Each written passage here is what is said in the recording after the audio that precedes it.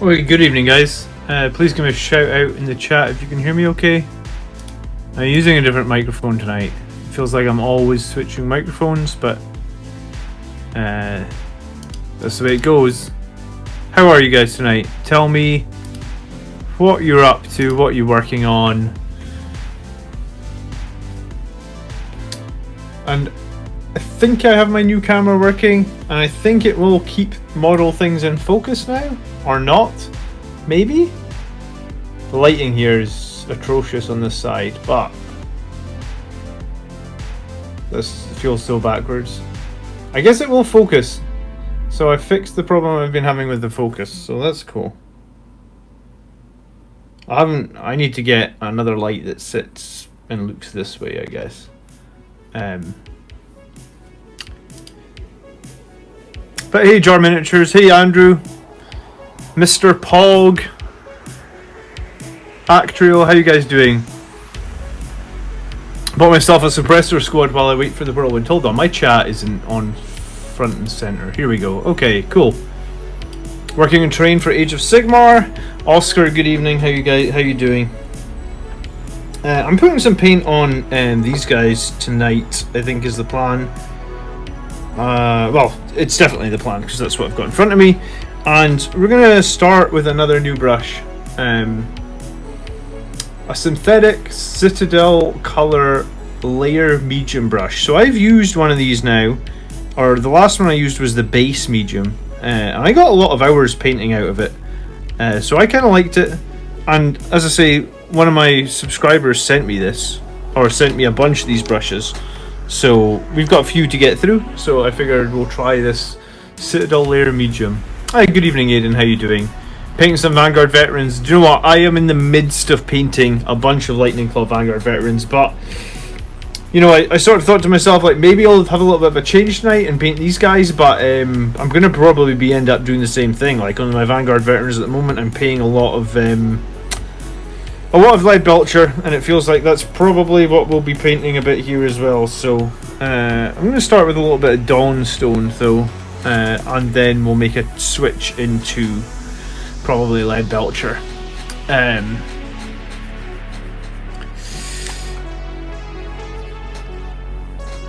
But yeah, I've got a banger of a video coming out for you guys tomorrow, an absolute banger. I've been working on it.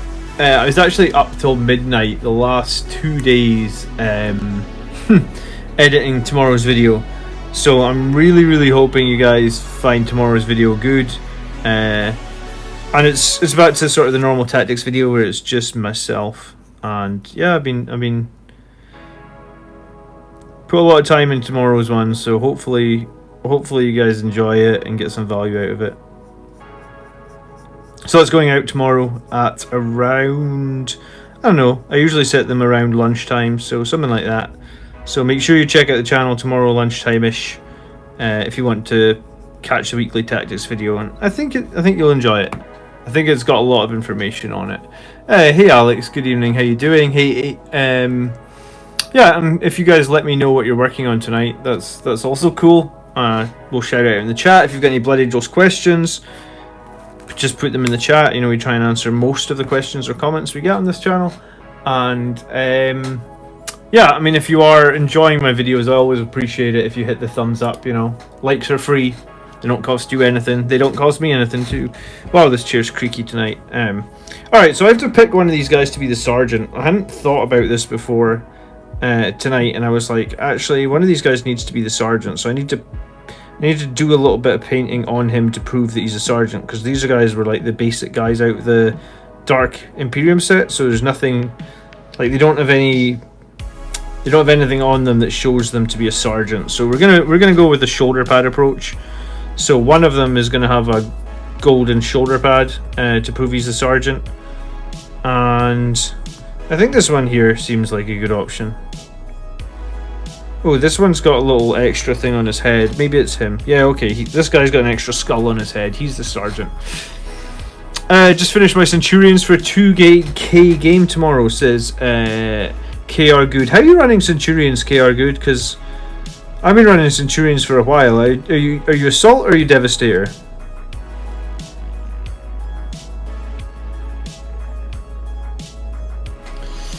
stat-wise, how good are the suppressor squad? Suppressors are good if the enemy has a lot of infantry that's going to shoot Overwatch. I think if they don't have a lot of infantry that's going to shoot Overwatch, then the suppressors are... they're okay. 100 points, 9 autocannon shots, strength 7, -1, 2 damage. I mean, it feels okay. Doesn't feel like it's amazing, doesn't feel like it's too bad either. Last edition, they only got 6 shots, so in some ways they probably feel a bit stronger than they did last edition, so a little bit better. Personally, I'm painting Spider Iblins and their Gobobs. AOS Heathen, obviously. Do you know what? I have, like, a lot of AOS models, Andrew. It's just finding the time. And I actually... No, you can't see in the cupboard behind me. Can I move the light? No, I'm not sure if you can see. I actually have, like, Imperial Assault as well, the Star Wars game. I'm kind of a Star Wars fan. So, I bought Imperium Assault, and, like, I generally need to paint, I don't know, like 20 or 30 Rebel models, but, yeah, I just always end up finding ways to keep me busy with the Blood Angels. I suppose it's when you chase the meta or you chase a strong army list, you always end up painting forever, it feels like. So yeah, I've got an Age of Sigmar army, I've got a second 40k army, and I've got some Imperial Assault. Sorry, I was going to say Imperium Assault. I think I got confused with Dark Imperium, but yeah. So it's just finding the time, innit? So I think this guy's just going to have a gold shoulder pad, and that's going to distinguish him as the sergeant. I always like to put down Dawnstone first before I paint gold. I just find it means that you only really need one coat, and yeah, I don't know. I really enjoy painting Dawnstone on things first, I think, before I do other colours. It generally seems to hold pretty good. Trying to convert some AOS Vindicators into Blade Guard. Oh yeah, the new AOS box seems pretty dope for conversions, right? It makes me kind of sad that there isn't more new Blood Angel stuff, because it's almost like every single model in that new AOS box, Dominion, could have been a Blood Angel, right? I mean, they're literally the same thing. So yeah, it's a little bit sad, but maybe at some point we'll get some new Blood Angels. That'd be a nice day. Assault with Flamers, Hurricane Bolters on the Sergeant. Do you know what? I almost ran mine exactly like that, KR Good.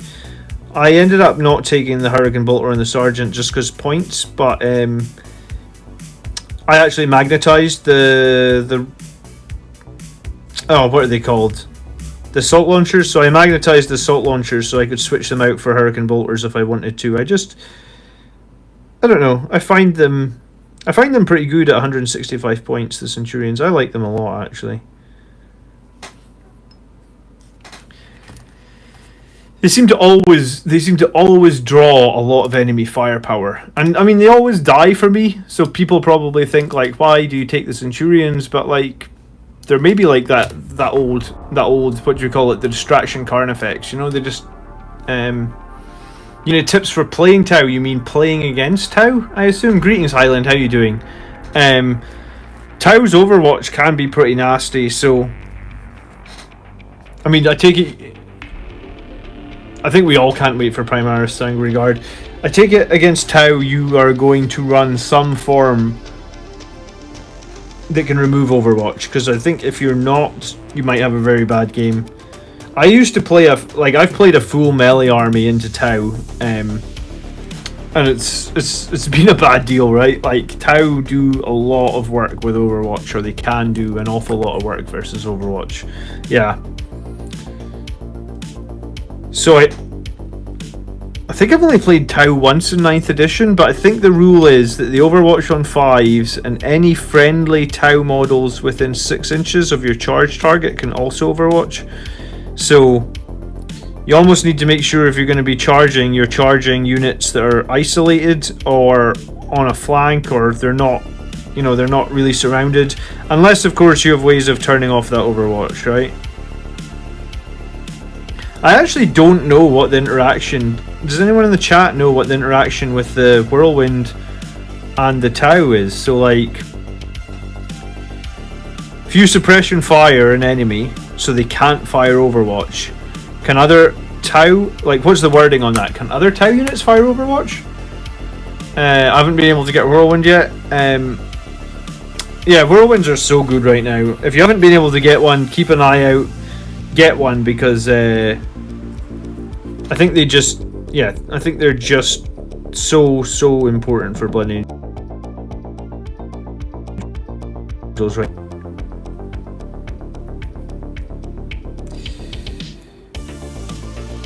I think it also makes the enemy really have to think about some of their plays as well, because the fact that Blood Angels generally murder people if we get to fight first. So if the enemy can't fight first with a unit like their strongest unit that they were planning on charging you with, then it can cause big problems, I guess.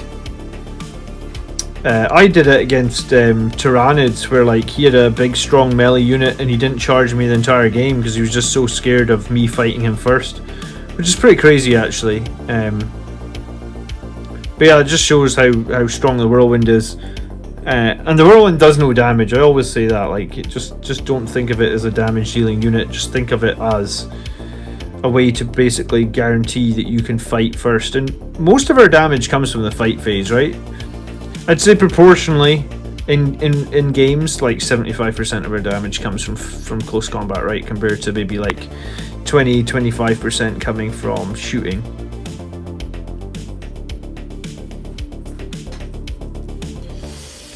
Hey Hondo, good evening, how you doing? Once per phase rule apply. I don't think the once per phase rule applies for Tau's Overwatch because it's special, right? And I don't think they have to spend CP to do it either. As I say, I only played Tau once in 9th edition. They're not very popular right now. I don't...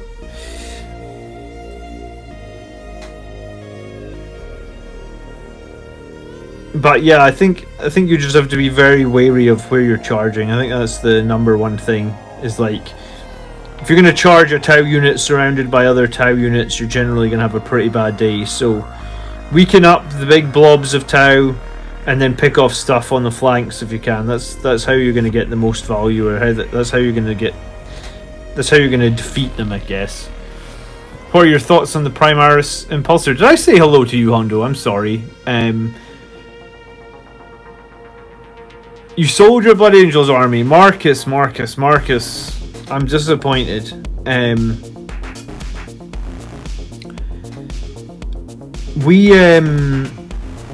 Yeah, I've got a cracking video coming out for you guys tomorrow. I spent ages on it. Like, I was up to midnight the last 2 nights just doing video editing and filming like other shots and B-roll and stuff. So tomorrow is probably my most produced YouTube video, right? Like, so hopefully it looks, or maybe most produced is the wrong word. Maybe most professional. I hope tomorrow is my most professional looking YouTube video. That's the goal for tomorrow's video. Shield drones are really annoying. Yeah, I guess that is very true. Make sure you kill shield drones before you shoot at bigger targets. Otherwise, you'll just transfer to the shield drones, and then you'll basically end up. It's more point efficient if you actually target the shield drones than if you target things and then they get shifted to the shield drones. You're better off killing the drones first. Sorry, I should have said that for sure.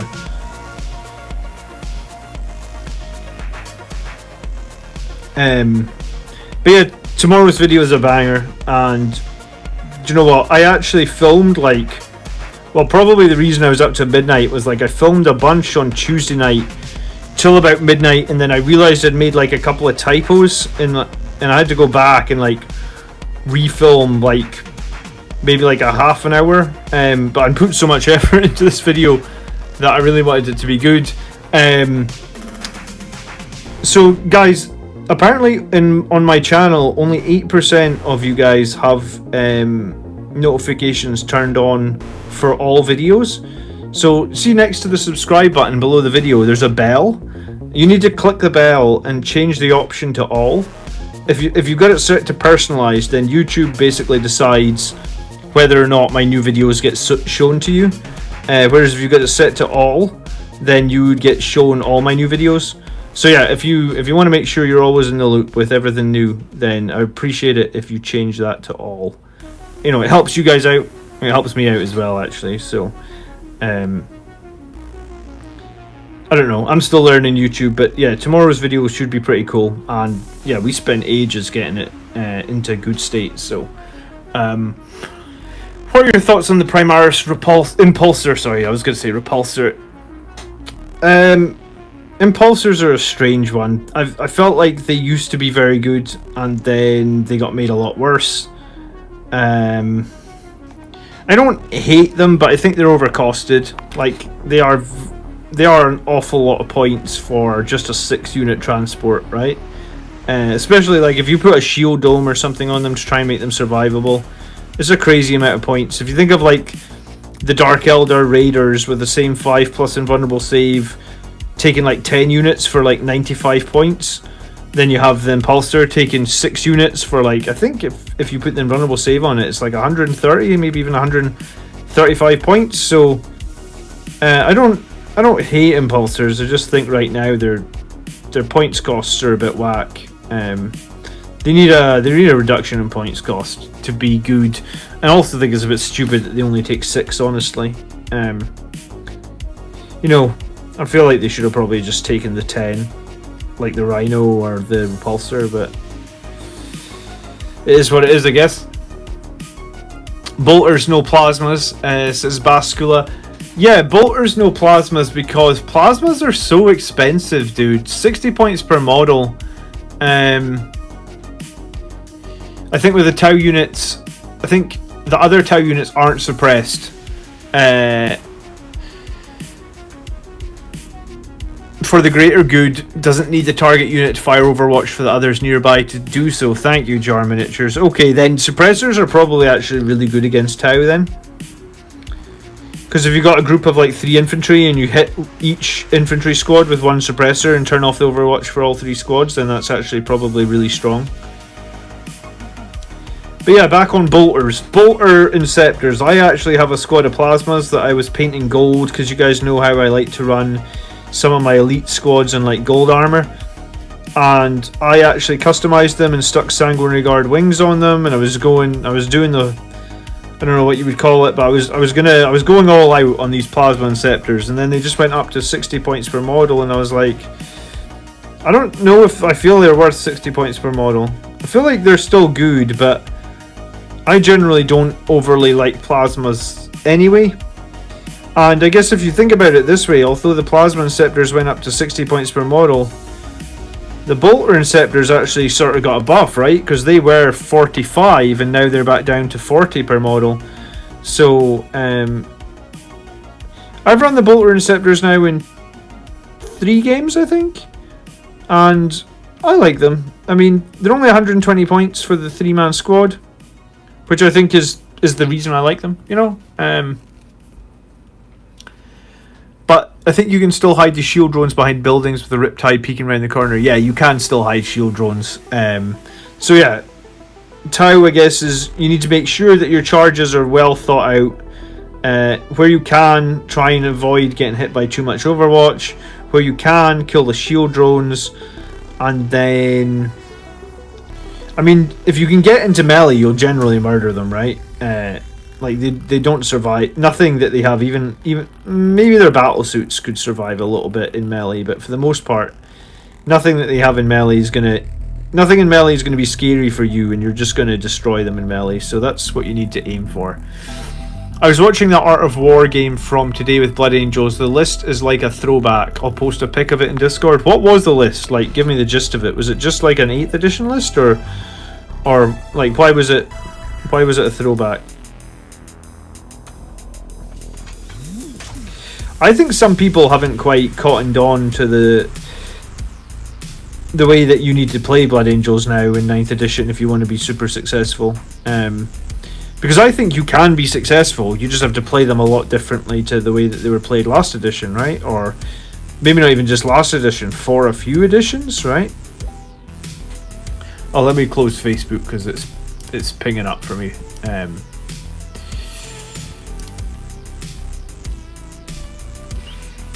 The impulsors are just not role specific enough. Yeah, I mean, the assault vehicle rule that they have is kind of neat, but like, I just don't know how you use it all that effectively. Like, if it was a 10-man assault vehicle and like you could have 10 models jump out and shoot, that sounds to me like it'd be pretty great. But just, I don't know. It seemed. I think you're right. I think when we were doing the tier lists, that's one of the things we kept touching on. We were saying like a lot of the Primaris models feel a little bit muddled, right? Like they don't quite do just one thing. They try and do, like, the Repulsor is a good example, right? The Repulsor has 1,000,000 guns, it transports 10 units, it tries to be like a tanky fire support, but like it does all these things, but it doesn't necessarily do any of them particularly well. And I think maybe that's just the curse of some of the newer Primaris units. It's a cheap unit of Death Company Marines, 3 chainswords and 2 thunderhammers, worth including in your list for the Forlorn Fury threat. I keep debating it for my list. So Hondo, I don't know, you're kind of a newer channel follower, right? At the end of last year, before the big sort of like, because in the UK here we had like a lockdown at Christmas time, right? And it was basically like a 3-month lockdown. So at the end of last year, just before that lockdown, I was running a list that had a squad of Vanguard veterans, a squad of Death Company, and this was before Lightning Claw Vanguard veterans were like the meta pick, right? So my Vanguard veterans in that list were like Thunderhammers, Power Fists. So I was running squad of Vanguard veterans, Thunderhammers, Power Fists, squad of Death Company, exactly as you say. It was a 5-man squad, and it had 4 chainswords and 1 Thunderhammer. And then my normal, like, I think in that list it was a 7-man Sangre Guard, but like this year I've pretty much been running an 8-man. But anyway, the Death Company, we've talked about this a lot, right? And I think the opinion is, if you want to do Forlorn Fury, it's a 10-man or nothing. Because the 5-man might not always make the required impact that you want, whereas 10-man probably will make a pretty decent impact. And then the 10-man can be saved through something like Upon Wings of Fire or some character support or something like that, right? So my thought around your question is, 5-man Death Company for Forlorn Fury? No.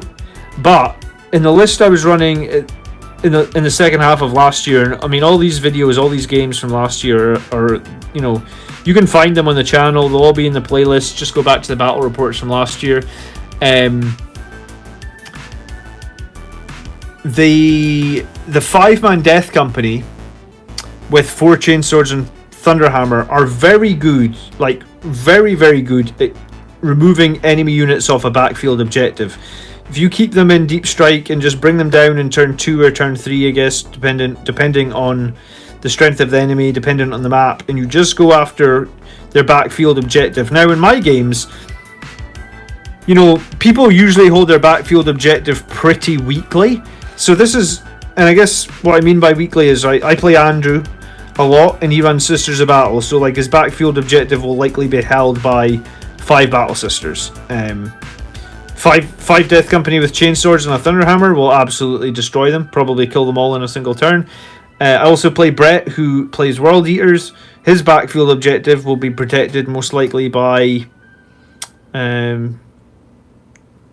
let's say 10 Chaos Cultists or something. Again, I think I actually did that. Attacked them with a 5 Death Company, and I think I killed 8 cultists. He failed the morale, and then he had 1 cultist left.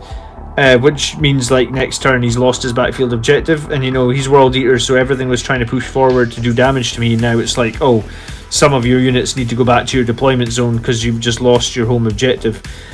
So I don't think your strategy works for Forlorn Fury, but I think it can work very good in the backfield.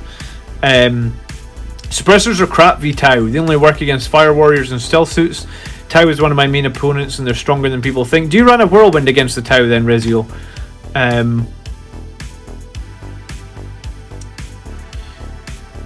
It's like a 6-month-old list. I post a screenshot of it in my army lists in Discord. Okay. Well, I'm getting most of my info from most of my info on impulsors from your tier list. I don't think we've done impulsors yet on the tier list. I think next week we were doing dedicated transports. Did we do impulsors already? It's hard to remember exactly what we did. I don't think we did impulsors yet.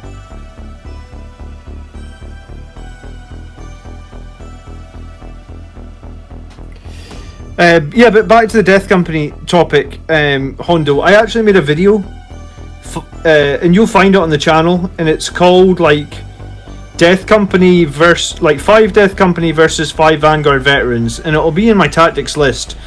And we basically worked out the exact amount of damage that 5-man Death Company would do to like an enemy's backfield against 5 Vanguard veterans with lightning claws. Because I know Vanguard veterans have gone up in points now. Like if you're running the Storm Shields, they've basically gone up 10 points. But when I did the video, they were the exact same points. So I guess you have to work out now. The Vanguard veterans will be a few more points more expensive, but you can see like the damage output against like a bunch of different units. And I actually think like if you just want 5 units with chain swords, super cheap, to come in and harass the backfield objective, 5 Death Company with chain swords will do that for 125 points. If you drop them in turn 3, it's 6 attacks per model, right? So 6 attacks per model, that's 30 attacks. Hitting on 3s means you get about 20 hits.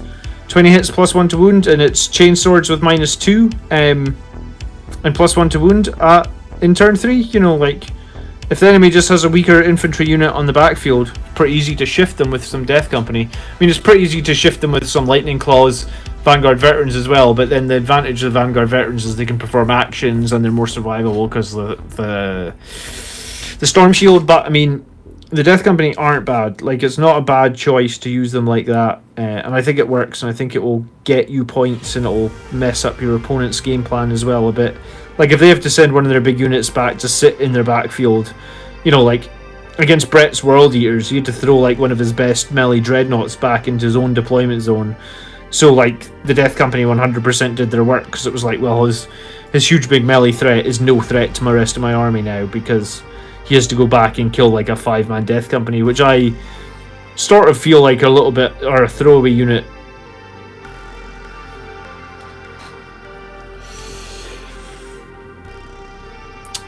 Every once in a while, I'll field the 5-man squad of all Thunderhammers to Forlorn Fury into Night. Turn 1, killed 1 in turn 1 in 2 games with the Whirlwind Fight Last strategy. You know that, see last edition, before they messed everything up with your characters being able to fight twice? I fought Andrew's Iron Hands, and I got a turn 1 charge against... what was it? I had a Death Company Smash Captain, I think, who was 129 points, and he had a 4 damage Thunderhammer, and I think he did like, I want to say 42 wounds or something against, what was it, an Astrea super heavy tank in turn 1. Like, this 120 point character just jumped like 30 inches forward, did an absolute ton of wounds, saved a few in the Storm Shield, fought again and took out his 700 point tank in turn 1, and Andrew was just like, oh my god, like, this 129 point character is so broken. And I was like, yeah, it's fun, isn't it? You could run company vets to protect characters from Tau. Yeah, the 10-man is pricey, but I think a lot of people in Discord would sort of agree, like, you either go heavy in the Death Company or you don't bother. I don't mind going for that backfield harass.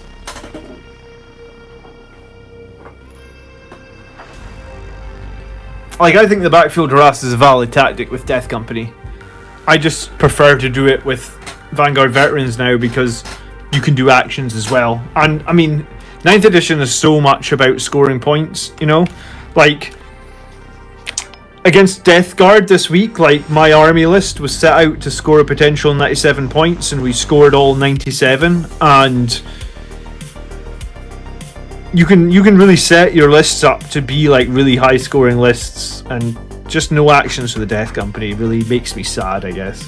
No fallback from the Death Company either as well, which is also, you know, sometimes if you just have one model left, if you take an engage on all fronts, you can fall that one model back into a board quadrant and just score points with it for the rest of the game as well, and again perform actions, I guess. Hey guys, just got the chaplain on a bike and was wondering how to run him. I was thinking Armor Indomitus, Wise Orator and Master Crafted Weapon, Mantra of Strength and Litany of Faith. Mantra and Strength and Litany of Faith are really good, that's buzzing. Do you run... Wise Orator is obviously super important as well. I like Benediction of Fury. But I suppose Master Crafted Weapon is similar?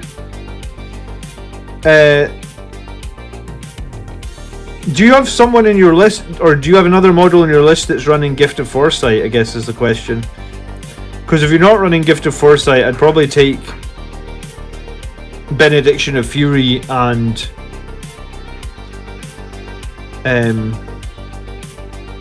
Gift of Foresight. But like, Armor Indomitus is pretty good to make him more survivable.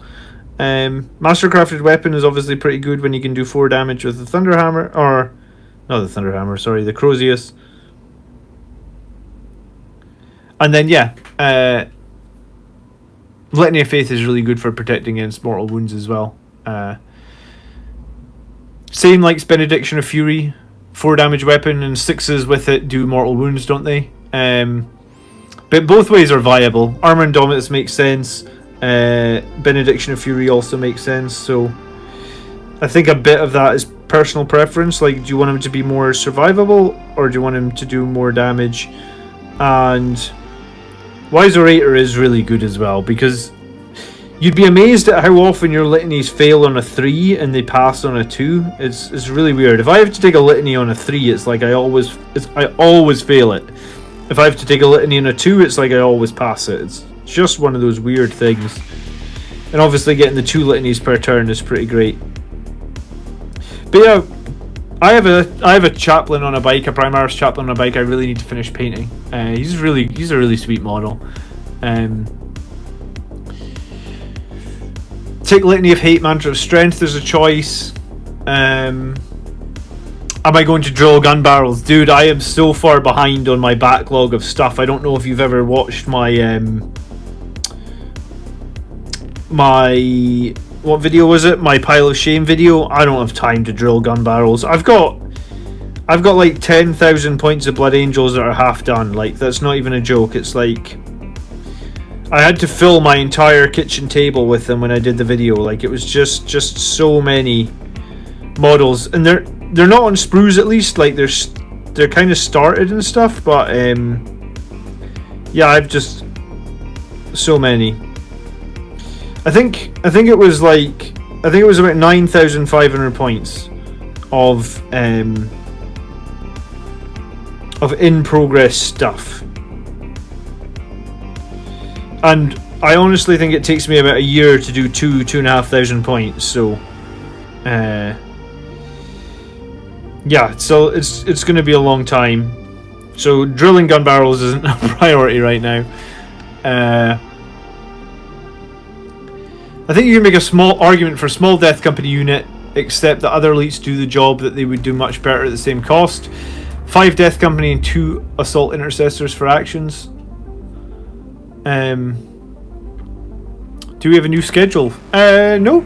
This is the schedule. I just don't always hang out on Thursday nights anymore, because sometimes I try and film videos.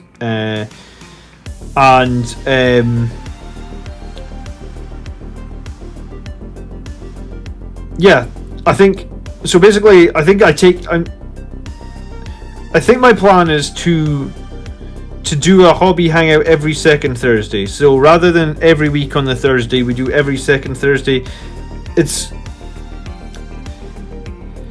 So I try and put out the tactics video every week. Well, I actually haven't missed a week on the tactics video, and the channel is next month. This channel will be a year old. So I managed to put out a video every Friday, but the thing is, like, sometimes I think the videos could be better if I wasn't rushing so much, because like sometimes I have had to rush, and I've maybe had to cut bits that I didn't want to cut just because it was like really late, and I have to get the video done in the week. So I think I've missed a couple of Thursdays now. I think I have still been streaming on Thursdays, but I've missed a couple, and the couple that I've missed, hopefully tomorrow's video is going to be like, it's like literally the most produced video I've ever made. So I really hope you enjoy tomorrow's video.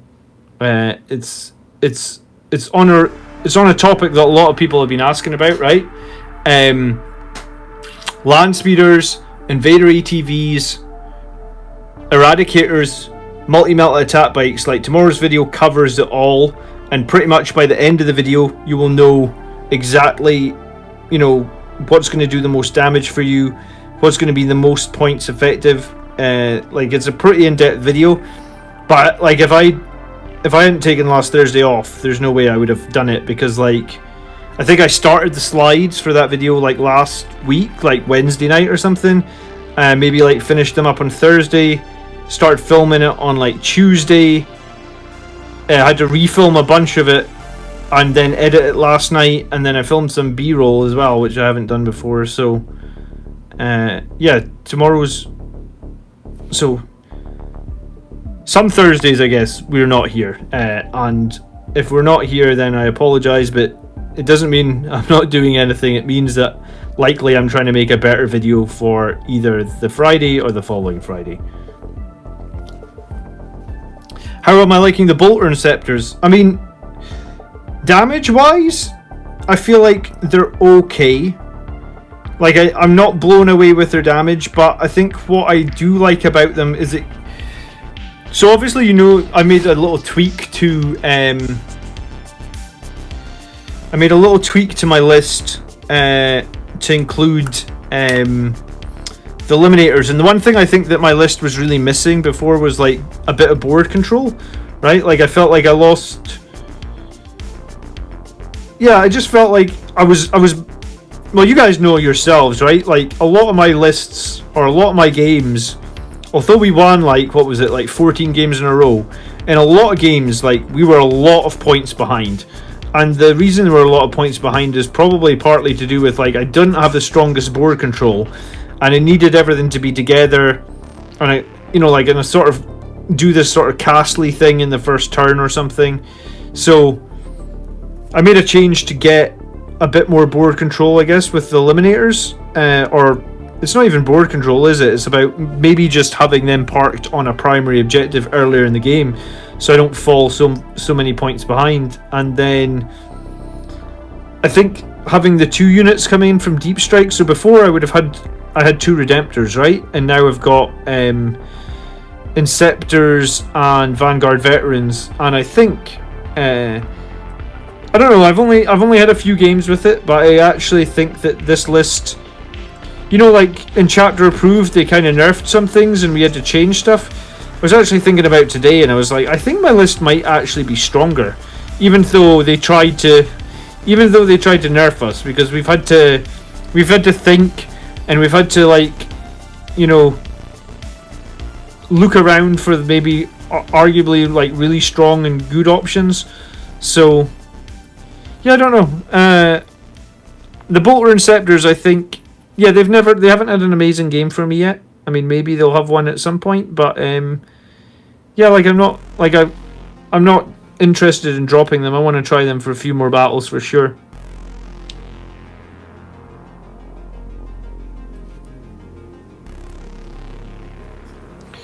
I'm going to put him for a side for a minute, let some of the paint on him dry.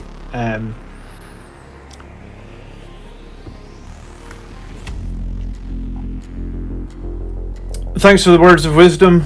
Oh, no problem. Sup, Kevin? How you doing? Did you see the new Art of War Blood Angels v Death Guard? Blood Angels won 100 to 52. That's about the same that we won on Monday night, right? We beat Death Guard. I think it was 97 to about 40. I don't remember the exact. I don't remember the exact score, but that was about the same. Let's have a quick look at this then. So what was this? This was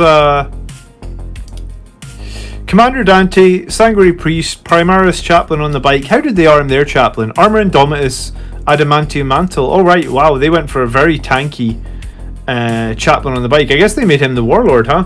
That's funny that you include Dante, but you make the Primaris chaplain on the bike the warlord. 15 interceptors with auto bolt rifles. That seems a bit. I think we put interceptors in the B or C tier. This isn't that strong. This is too many Sanguinary Guard. Jeez, okay. No fire support, and he's just gone all jump infantry. Yeah, I don't like this list at all. I think if I play against this list, he's gonna have a bad day. There's no way that he beats me with that list. You just need to know that he moves 14 inches on his jump infantry and just deploy accordingly and then shoot away a bunch of those units. Sanguinary Guard don't survive against shooting generally. You know, they're just Marines with toughness 4. You can shoot them off the table pretty simply. First thing I do is drill the barrels out. Wow, Jeff. First thing you do. Man, I must have got into this hobby too early, because when I was a kid, no one ever told me anything about drilling barrels out. Do Outriders Primaris bikes fit on the captain on a bike base? They might overflow it a little bit. I could check for you, Steve. I don't know off the top of my head if Outriders / fit on the captain on the bike base.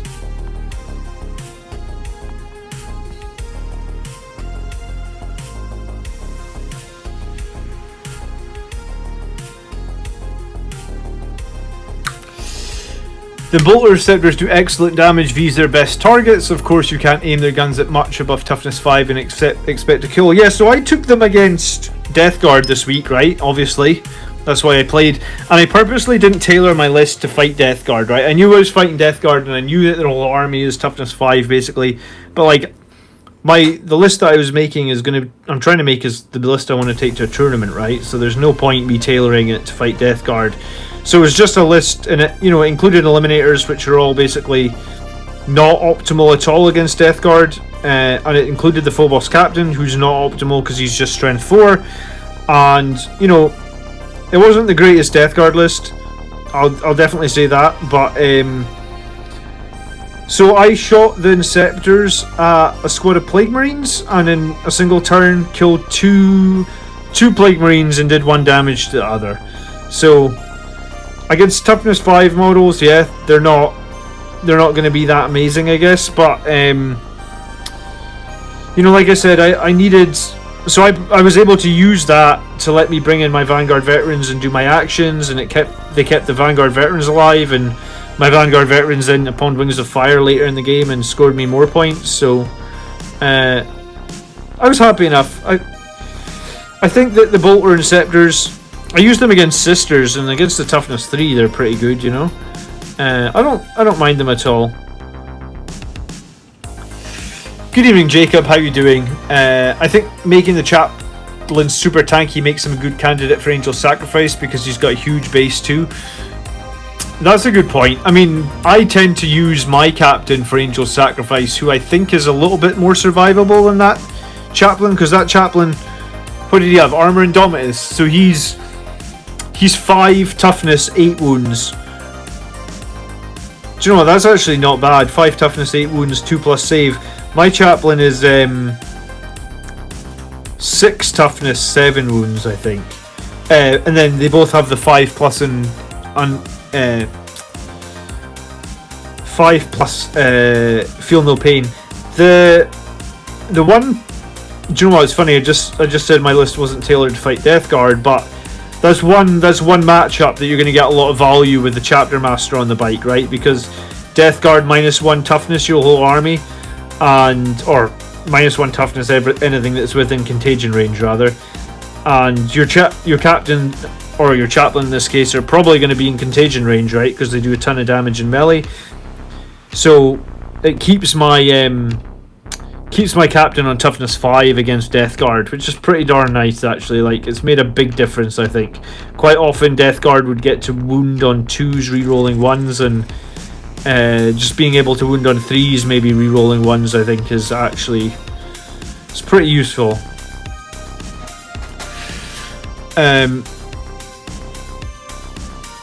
as Ultramarines, aka Americans, take our guns seriously, I also drill the barrels out. Man, maybe it's because we're a melee chapter. I don't know though, like, I started this hobby in 1992 or 1993, I think, and like, let's be real, I was a complete noob, and there's no such, like, there literally was no internet. So there was no way you could get a tutorial or anything. Like, I came back to the hobby. I had taken a break for a while. When I came back, all the models that I painted previously, I put in like a container of like Dettol, which is like a washing up what is Dettol exactly? I think it's like a really high, it's like an industrial cleaner. So I put a bunch of models into there and stripped the paint off them because they were so bad, and like paint so thick and just absolutely terrible. So I almost wish that I hadn't done it, so you could see how bad my first models were, because they were really shocking, you know. But yeah, there was basically 10-year-old me with a paintbrush, and they didn't even tell, like, there was no guide back then that said thin your paints, right? Like, you just literally took the paint right out of the pot and put it on the model. There was nothing. If there was a guide that said thin your paints, I never saw it, or I never read it. I actually have that guide from 2nd edition. I need to find it and go over it and see if it actually says thin your paints. Bolter Interceptors, Wreck Toughness 4 and below. And the nice thing about Bolter Interceptors is you can use Descent of the Angels on them, right? So you can come in with 18 shots for 120 points, and if you think about it, they're basically the attack profile of a heavy onslaught cannon. I always feel that my heavy onslaught cannons do some work on my Redemptors, right? So heavy onslaught cannon is 8 strength 5 -1. You know, so the Inceptors are bringing 18 strength 5 -1, and you know, if you can get some rerolls or you can do Descent of the Angels, then you're gonna do a good bit of work. I like them. I haven't really had a chance to fight them or charge anyone with them yet, but that'll come, I'm sure. That'll come. Plus, I also think Hey Steel Rain, one of the nice things I guess about them is if you ever got round to rezzing them, you know, they're still a 40-point model to res. You know, they're not a bad target for resurrections. I mean, I guess we have a lot of good targets for resurrections, but I'd say Bolter Inceptors are still a decent target. 90% alcohol works for me. Thank you, Christian. The dark times before Duncan. Yeah, I mean, just the dark times before the internet, I think, was probably the main thing. It's kind of mad to think that, like, when I grew up, there was no internet, and then see when we first got internet. When we first had the internet, it cost you, if it wasn't the weekend, so any weeknight, the internet cost 2 pence per minute, which doesn't sound like much, but if you want to go play a game for an hour, that's £1.20. You know, it's the equivalent of like almost like you were back in an arcade. Oh, and you still had to pay your ISP, right? You still had to pay $8.99 a month or whatever it was for the privilege.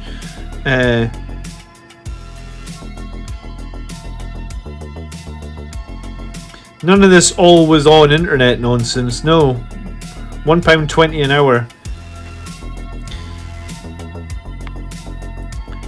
Biostrip is my stripper of choice. Yeah, I want to get a better stripper, honestly. At some point, do you know what? I'll show you those models. They're so bad, and I honestly had them in the paint stripper for hours and hours and hours, and they're still in a bad state. How long did you keep them in the solution? I kept them in the solution for about a week, and I kept like taking them out and like scrubbing them with like an old like nail brush, and then putting them back in. Like the paint, honestly, man, the paint was on them so thick. Like they were honestly about 25% bigger than they should be. There was that much paint on them. Phone or internet, you had to choose. Yeah, do you know what? That was funny as well, because if someone in the house picked up the phone when you were on the internet playing a game, then you just lost your, like, didn't matter, your game just disconnected. Fun times.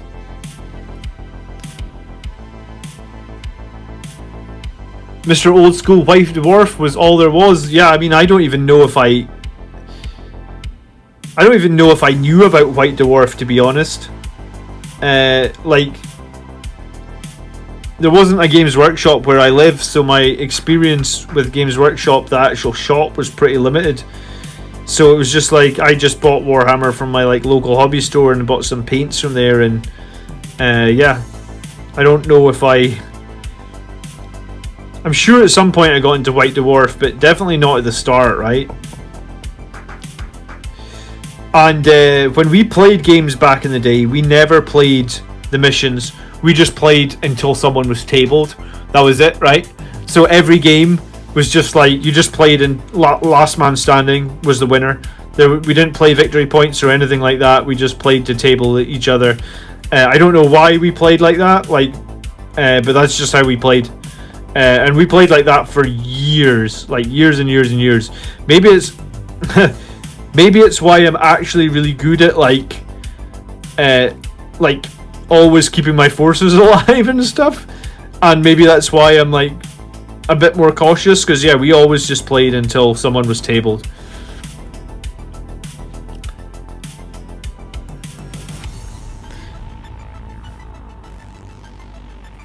Imagine the pandemic without internet. Well, here in the UK we get 4 TV channels, so you would have been bored a long time ago. That would have been fun. Really not fun.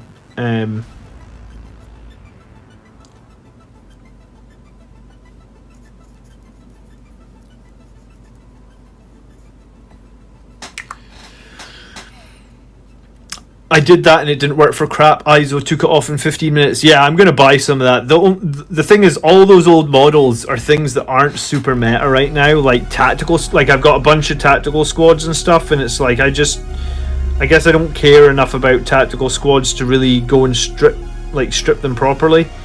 So I'm going to get to it. I guess I've got quite a few Primaris models that probably still need finished, and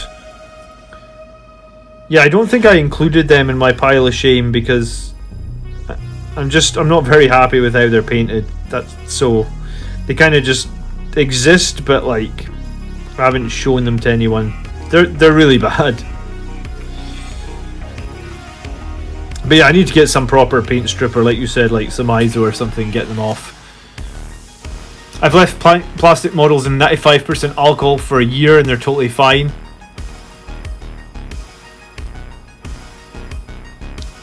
Soft toothbrush and ISO.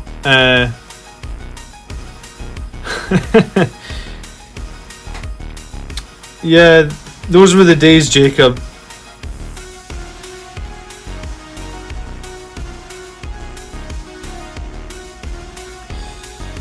What we used to have to do, huh?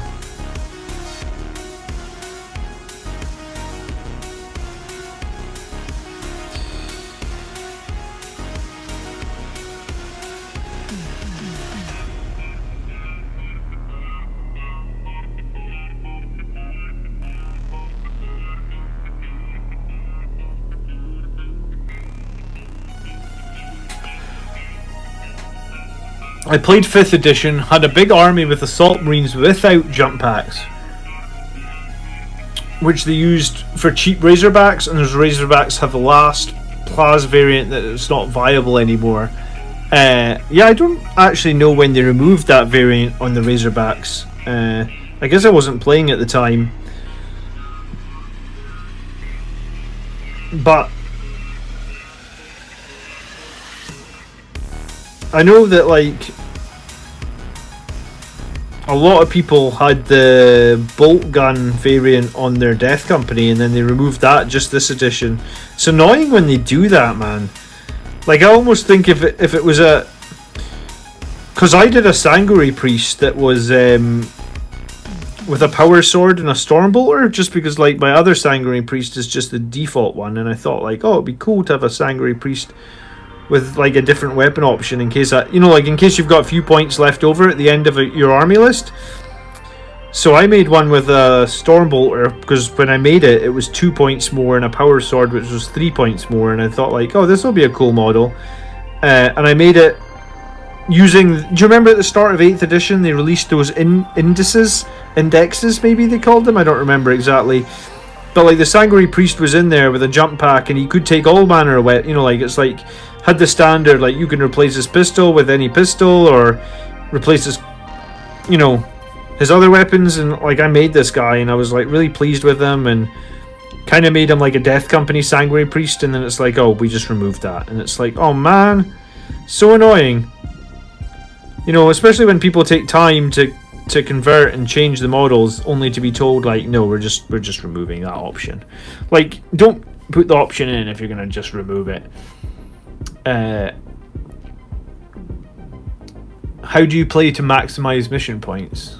I missed what you guys were talking about. Maximize mission points.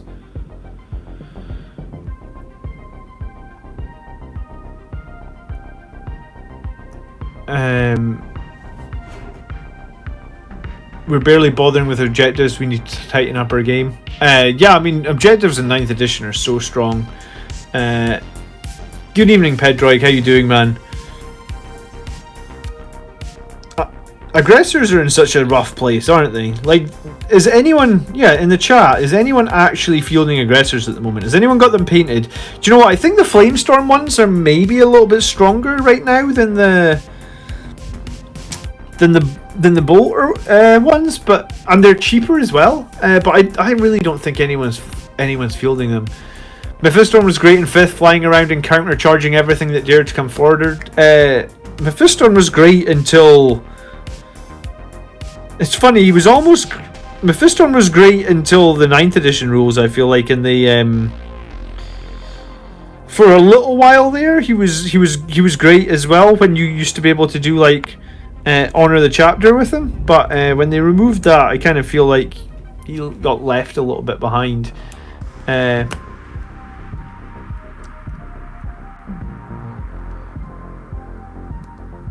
The index was weird. Yeah, the index was a little bit weird, but I guess it was just because they were advancing the game edition, right?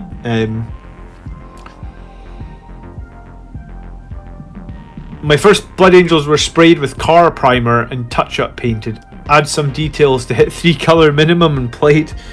Do you know, some of the car primer is actually still viable, right? I mean, it's probably just the same stuff GW use, but like a fraction of the cost. I know a few people that use the spray cans from Halfords here in the UK for spraying models. I think they just use like the grey primer. Iron aggressors for Ultramarines are pretty good. Yeah, I mean, for Ultramarines, sure, they're not bad. But for Ultramarines last edition, they were actually insane, right? When you could move and still count as standing still for the double shots. I actually thought it was kind of broken last edition, aggressors for Ultramarines, but I feel like they could have balanced it better than the thing that they did, which was just cut. Like, they just cut off their double shots, which I guess is fine, but like, I think they could have kept the double shots, but maybe put in like a caveat that like you can never move and do the double shots, even if some other rule says you're stationary or something. How are we countering toughness 5 orcs as Space Marines right now, guys? Yeah, I mean, I haven't fought toughness 5 orcs yet. I don't suppose anybody has, but how are we countering them is a good question. I feel like we can counter them with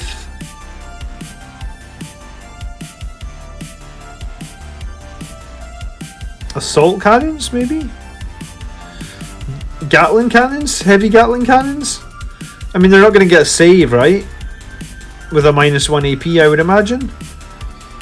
If they would just make the Ball Predators a little bit better, maybe we finally find a use for the Ball Predator. I've got a set of the easy to build aggressors that are Flamestorm only. I got as far as priming them, and then the nerf happened, never used them. I actually think the Flamestorm ones are not bad. Unfortunately, I made all mine as bolters because bolters were really good with the double move thing. I didn't see the battle report. I've been at work today, Ishindra, but I did see the list. We were talking about the list a little bit earlier, and it's not the sort of list that I like to run. I think Death Guard could have countered that list pretty hard as well if they had the right units in there. Because Death Guard have a way to make everything within 6 inches fight last and not count as charging. If you use that right, it can really, like, it can ruin a Blood Angels player day. Colin had it in his list against me this on Monday night, but you know, the video I had on my channel on Monday, but I sort of threw my captain in there to sacrifice himself to just kill that character, because I was like, yeah, we, you know, if we're fighting last and we don't count as charging against Death Guard, that's going to be a big problem. Our wood rolls are going to suffer pretty big time, and so is our damage output. Just because you're going to lose 2 attacks on every model that's charging, which is kind of nuts when you know, when you talk about like an 8-man Sangre Guard, you're just going to lose 16 attacks, and then you're also going to not have count as charging. So it's a lot to lose. It's a lot to lose. I have a masterfully made Mephisto, and the guy called Retributor Angel made for me with Flaming Sword and all, but I'm going to go with the Dread on Tuesday. Yeah, I think Librarian Dread is a better choice. I think all Blood Angels characters got screwed. I think the interesting thing is you can build a really strong character though, right?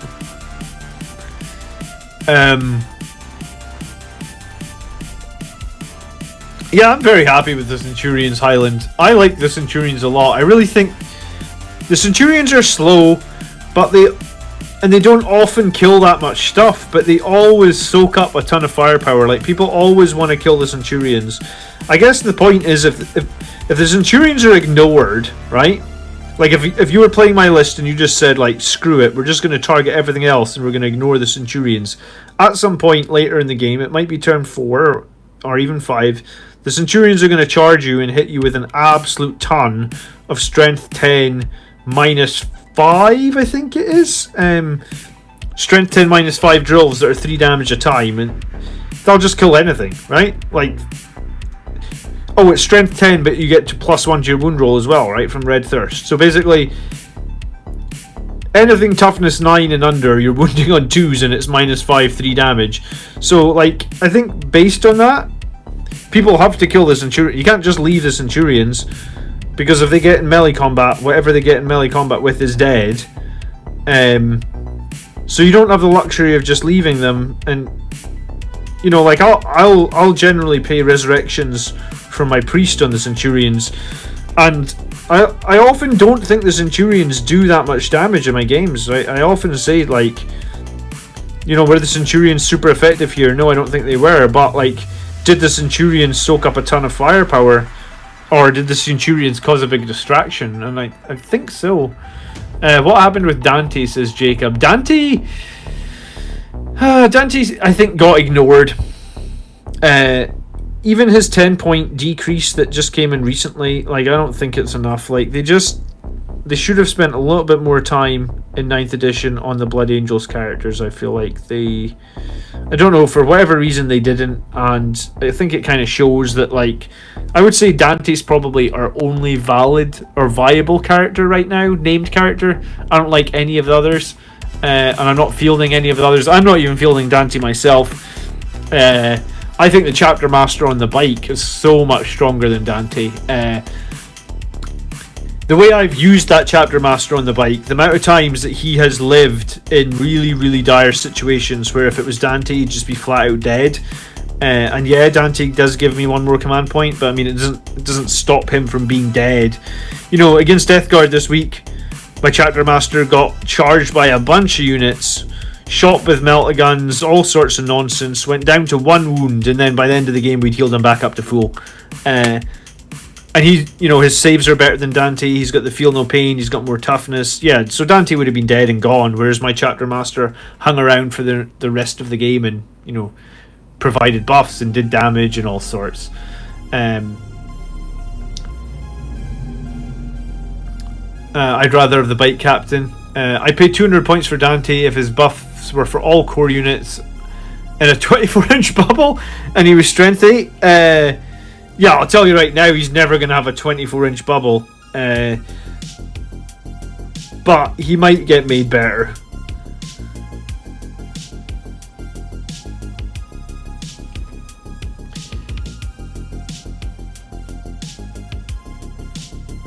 I think Dante should have some sort of ability that buffs all jump pack units around him as well. And I think he should go Primaris. And I think he should get made like... You know, when Mephiston went Primaris, he just got +1 attack, +1 wound. I think that would be lackluster on Dante. And do you know what? You're probably right on the strength 8 point. His strength 7 is really annoying, you know, because it's like... It's just... If it was strength 8, his weapon would actually be really, really deadly. But strength 7, you're +1 to wound, kind of... I mean, it's still good, but at strength 8, it would be proper good, you know?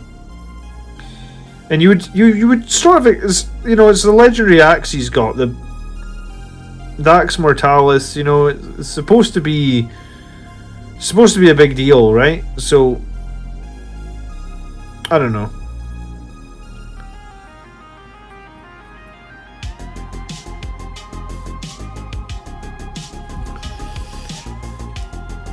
Have you considered Assault Terminators instead of Centurions for being bullet sponges? Assault Terminators are quite a bit more expensive, right? Like, if you have them with the Storm Shields, I assume that... I mean, you could have them with Lightning Claws, but... if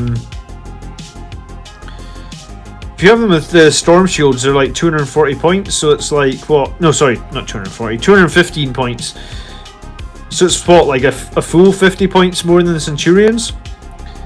I don't know if I can find 50 points to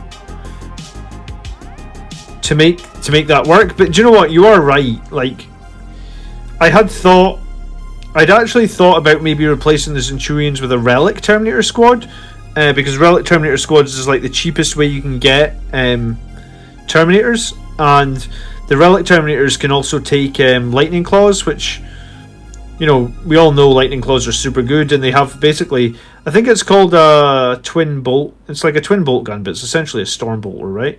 And the Relic Terminators look pretty cool as well. So Relic Terminators, and then the advantage, I guess, of the main problem with the Centurions is their speed, right? They're so bloody slow.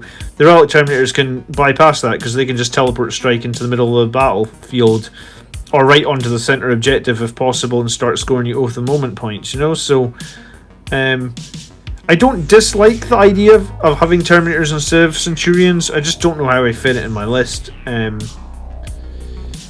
I'm still working on this list though, so maybe at some point we'll try some Terminators in the list. I'm sure this list has a ways to go before it's actually considered good, you know. I got a tournament coming up in like 2 months, and that's a team tournament, and then after that I got a solo tournament coming up like 2 months after that. So do you know what, that doesn't sound like so long away. I'll need to be brushing up on some strategies for that for sure, I guess.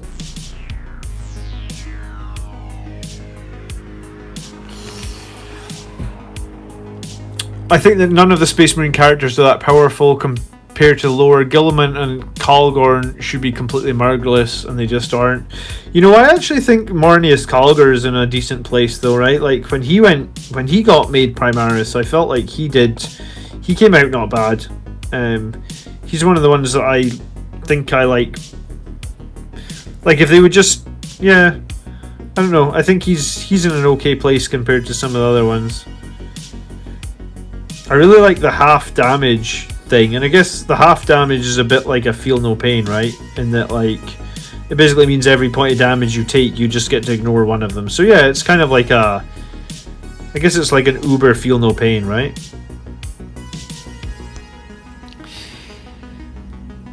Yeah, I mean it's you're 100% right. The blade that Dante has is basically just a relic blade, and it's supposed to be like one of the most powerful axes, or the most powerful axe in the Blood Angels chapter, and it's just a relic blade. It's literally the exact same profile, +3 strength, -3 2 damage, right? So yeah, I just don't see it as exciting.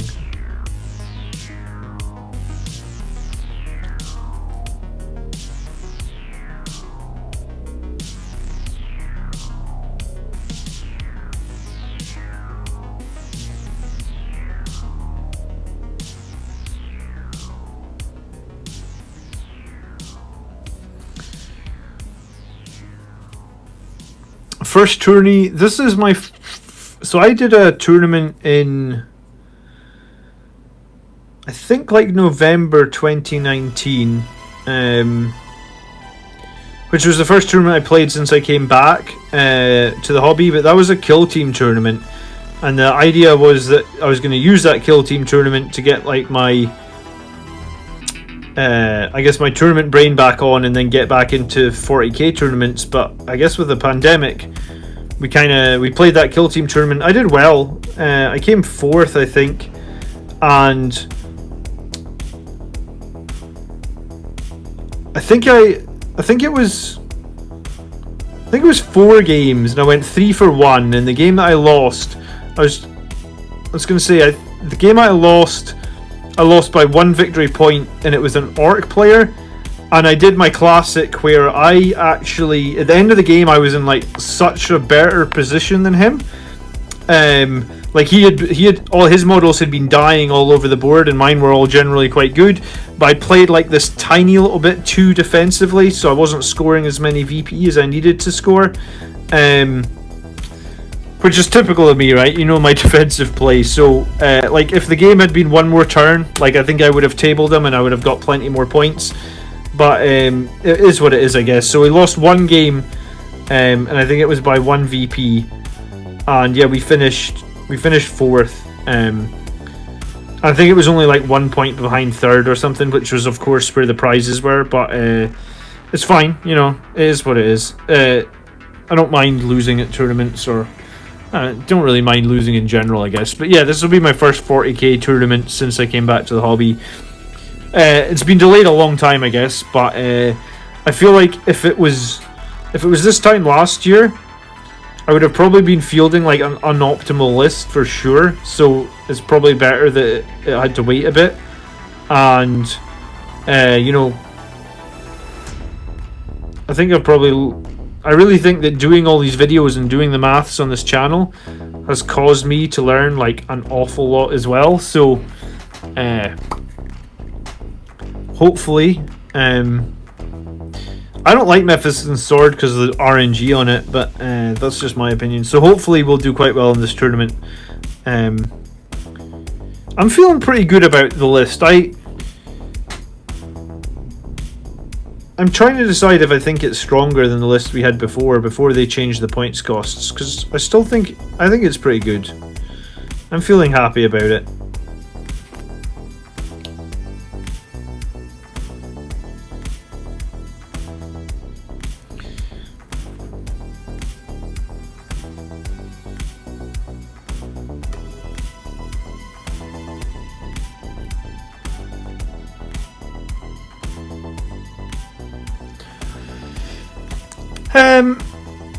It wounds better, but D3 damage is rough. Double Redemptor coming back. Do you know what? It's not at the moment.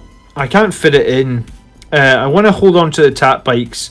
Double Redemptor was good, but like at the same time, there was definitely battles where Double Redemptor, the first turn you shoot the plasma and you get a 1 for the number of shots. You shoot the plasma on the other Dreadnought, you get a 1 for the number of shots. Like Double Redemptor is good, but it can be a bit swingy at times. I feel like with 2 of them, you usually get enough dice rolls where you can average out the number of shots over the course of a battle, but, you know... and I am still running 1 Redemptor, so that... In some ways, that's an even bit more questionable, right? Because, like, maybe I don't get enough dice rolls to work out to get the average number of shots over the course of a battle with just 1 of them. But Redemptors are very, very point or cost efficient, I find. And I know some people are really on board with the Contemptors with those Volkite cannons, but I like my Dreadnoughts to walk across the battlefield and be a melee threat as well. And I guess the double Volkite cannons doesn't really give you that. And one of the other reasons I think that I like them to walk across the battlefield is if they're shooting at a Redemptor that's walking across the battlefield that's going to chomp them, then they're not shooting at your attack bikes, they're not shooting at your Sangre Guard, you know. So there is something sometimes just to be said about having having things that the enemy will shoot at because they perceive them as a threat, whereas maybe they aren't the real big threat in your list. Hey, good evening, Left Hand Texan. How you doing? Good luck. Thank you, Dracula. I'll let you guys know when I actually go to the tournament, and I'll take a camera with me or something, and I'll video some of the games, or I'll video some stuff, and I'll try and edit it, and I'll try and whatever I learn, or however I do, I'll try and communicate it back to you guys, so that anything I learn, you guys can learn as well, I guess. But yeah, I've probably said it a couple of times already. I have a banger of a video coming out tomorrow. It's probably my most produced YouTube video ever. I've just been up to midnight the last 2 nights working on it, and I really think it's going to provide a lot of good information. So if you haven't clicked the little bell icon next to your subscription on this channel yet, make sure you click it, and make sure you change it from personal notifications to all notifications, and that way every video that I post, including tomorrow's one, which I spent a ton of time getting ready. I've been working on that video for like over a week now, so hopefully it's gonna be, well, hopefully you guys like it, and hopefully it kind of puts to rest some questions about a bunch of different units and what we do since the chapter, like how we are cost effective in getting like multi-meltas on the tabletop since the chapter approved drop. How long ago did chapter approved come out now? Maybe like 2 or 3 weeks? Maybe 3 weeks now, I think. Something like that.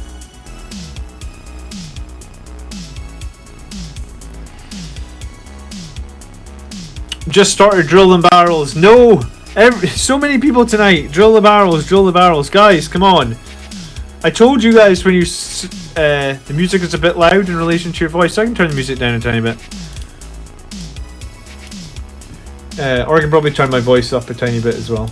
I told you guys that I'm bad at hobby stuff. I'm good at killing people on the table. I'm bad at hobby stuff. I can't... I don't even know how long it would take me to drill all my barrels if I went back now. Plus I got so many models that are varnished, because I like to varnish them once they're in a good state so that like you don't have paint chipping off and stuff. So I feel like if I went back and drilled everything, I would just create so much more work for myself. Got a tournament on Saturday, any advice? It's a pretty broad question. You've got a tournament on Saturday, any advice? Yeah, I mean, how sarcastic do you want me to be? Do you know, like, pick good secondaries, hold some primaries, win the games, kill the enemy? I mean, you gotta be a little bit, like, just a little bit more specific, like, I mean, yeah, okay, or another bit of advice, and you'll like this bit of advice either. Heated wire, old trick if drilling is a pain. Oh, that's a clever idea, actually. Yeah, here's a better piece of advice. Watch every single video that I've made on this channel in a oneer, right? Just start and don't stop. Once you've watched them all, if they haven't all blurred into one big mess, then you'll get somewhere. Yeah, I mean, advice as a new player. Okay, let me think. What I'd probably do is, I did a video... Right, so one of the most important things, and it's arguably probably the most important thing of any game, is your secondary picks. So I actually did a video on secondaries, and I think you'll probably find it on this channel if you just search like Blood Angels Commander secondaries, right? And in that video, like, I tell you, like, this is the army I'm playing against, this is why I picked the secondaries, and this is the reason. And I think it was like, there might also be another one called Blood Angels Commander Battle Strategy, which is the same sort of thing. Like, I talk about the secondaries that I picked, I talk about my strategy against the enemy's forces, and like, those videos are probably, like, if you're limited on how much time you have, Texan and you just want to get some good strategies that are going to help you win some of your games or set up well or give yourself the chance to be in a good position, then watch those videos, because they're long. I mean, although they're long, right? Like, if you face a Tyrannid player and this is what he's brought and it's similar to what I've done, then you'll know exactly what I did and why and how I beat it and the secondaries that I pick and why. Because yeah, picking the correct secondaries is like half the battle. If you pick bad secondaries, you know, you're in a very tough spot, I guess, straight away.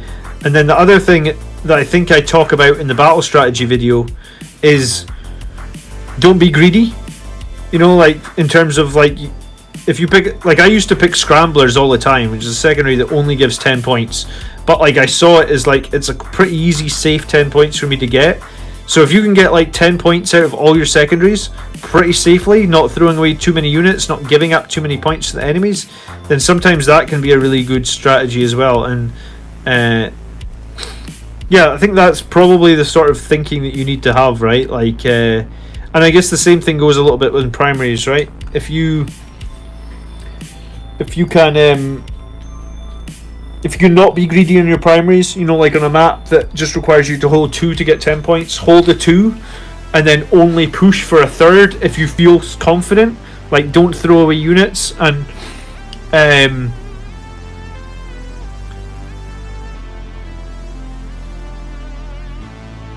Willis, sorry.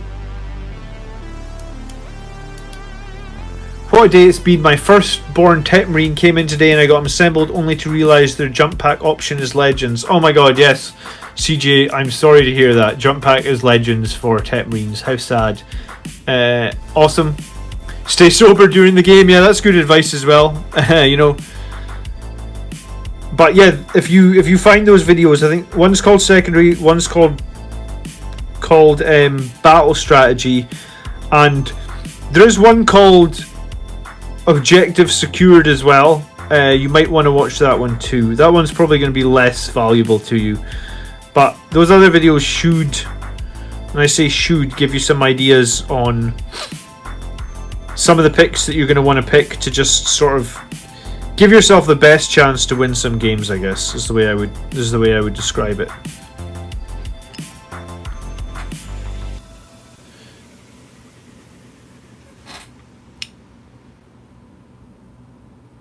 Wait, it's no longer always be considered. Oh, right, always be considering. I like that. It took me a minute to get that. Sorry.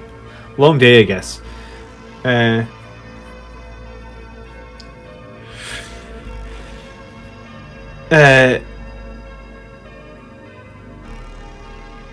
Phobos troops concealed positions to do retrieve Octarius data can get you 12 points in turn 1. It can't, Steve. Someone asked me about that this week. And retrieve Octarius data says choose 1 unit from your army. So basically what that means is you can only perform that action once per turn. So I did actually think that as well, that it might be able to perform the same action multiple times in a turn, but no, unfortunately Octarius data is 1 per turn. So you need to do it in 4 of the 5 battle rounds to get your maximum points. You can't do it any quicker than that.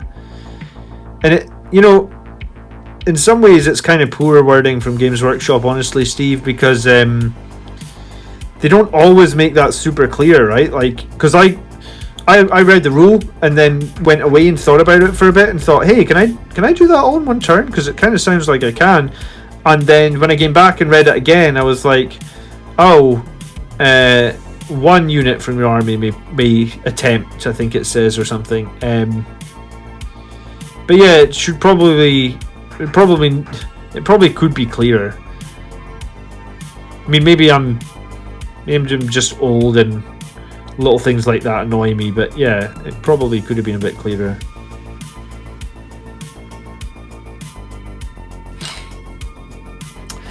Hey Dolph, good evening, how are you doing? How do you feel about the Judasar and the Blade Guard in the group walking up the middle of the board?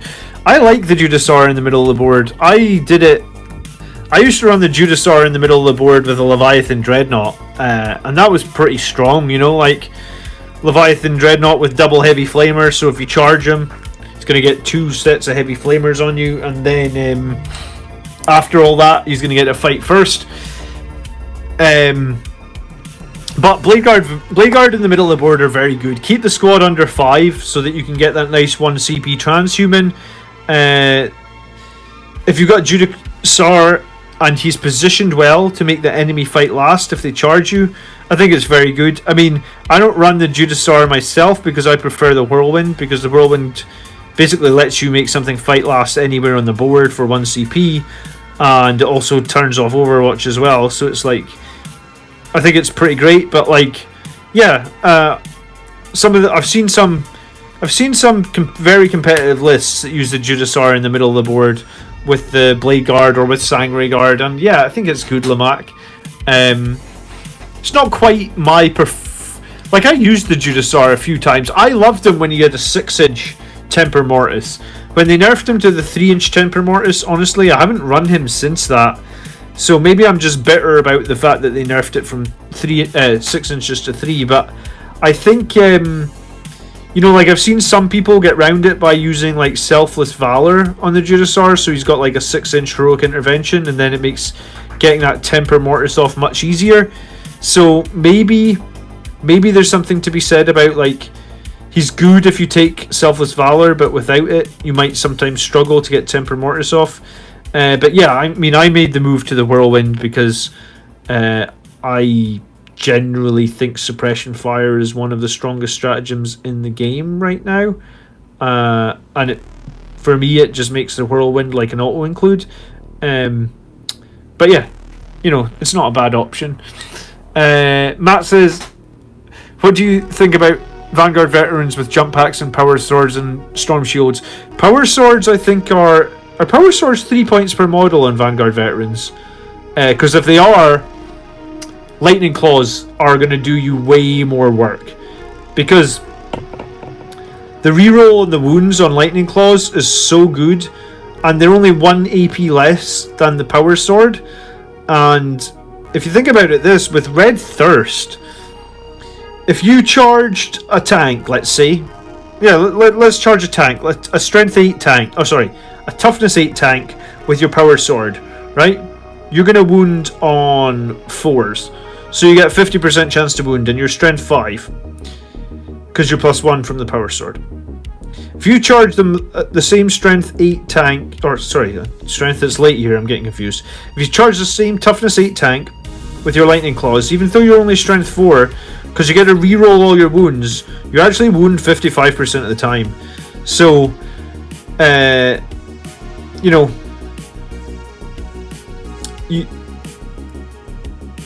you wound more, I guess, against like a much higher toughness enemy, and I guess against similar toughness enemies, you're going to wound even more.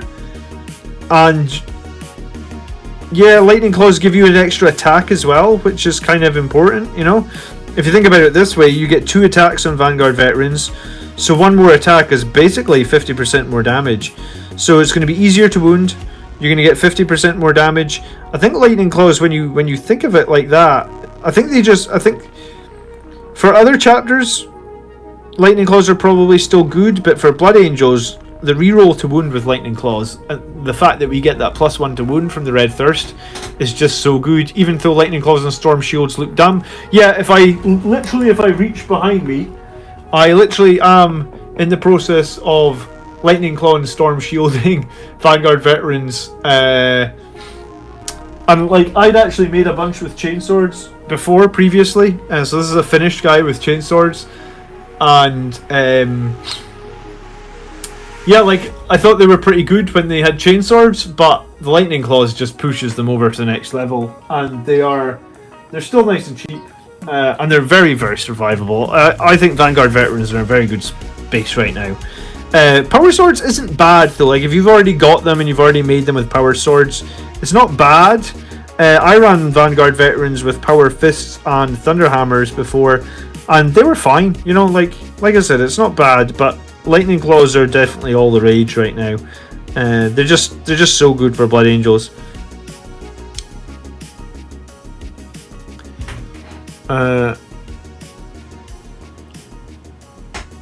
it's like saying you can only raise one banner per turn.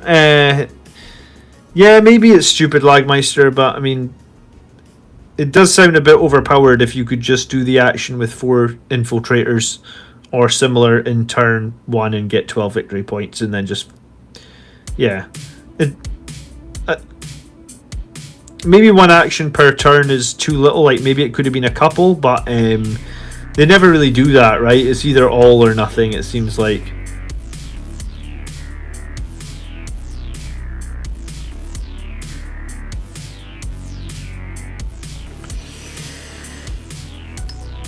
The captain used in your last game is a beast. Yeah, Texan, that captain is an absolute beast. I've been using him now for like 15, 16 games, and I think we've won every single one of except one or something. Like, he's swung games for me like 3 or 4 times alone, just because the enemy have put so much resources into trying killing him, and they've just failed. And then like I've had the priest like do a long range jump or advance or something and get him healed back up, and it can be quite demoralizing. I actually got to a point where I play Andrew, he just started stopping trying to kill the captain because he kept throwing lots of units at it and it kept failing for him. So he was just like, right, I'm just not going to try and kill your captain anymore, because every time I do it costs me the game. And I was like, yeah, it's quite a survivable captain. I like him a lot. And this is an edition where surviving and holding objectives and stuff is so important. Like, I say that all the time, I feel like. So he just fits this current edition like really, really well, in my opinion.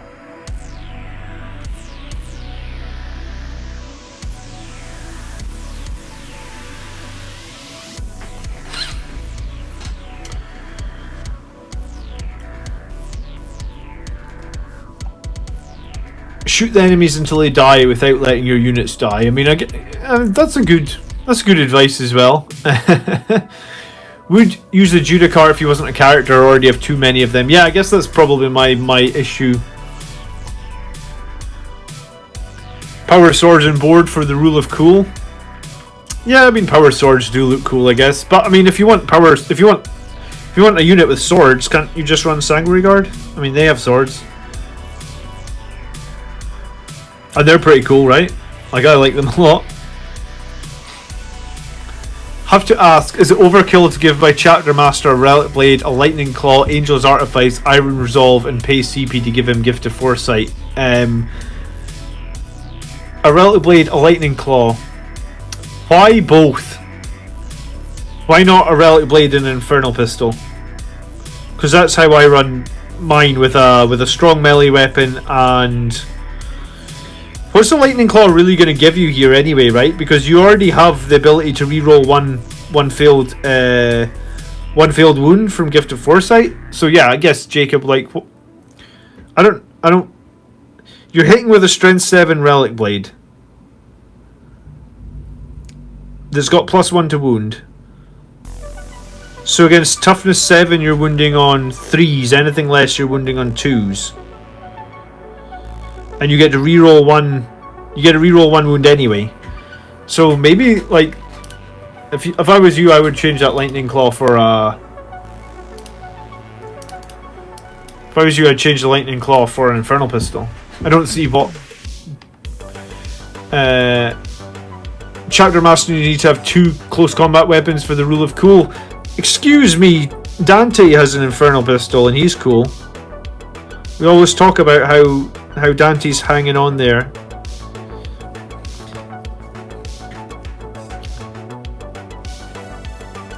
Advocating magnetizing Vanguard veterans is a very good idea. Unfortunately, I'd actually finished a squad of 10 of them right before the Lightning Claw rule came in, so I actually bought another 10. So I have 20 Vanguard veterans at the moment, and I'm painting number 11 to 15 right now. That's the ones that's on my like offline painting table, because I do some painting that's not on stream as well.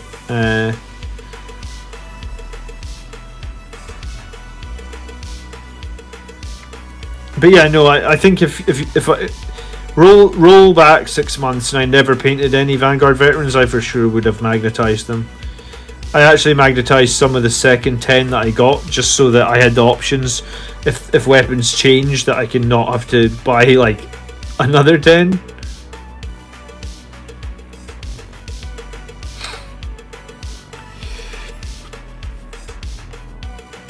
Can anyone tell me why you can't buy a captain on a bike model? I don't know if there ever has been a captain on a bike model.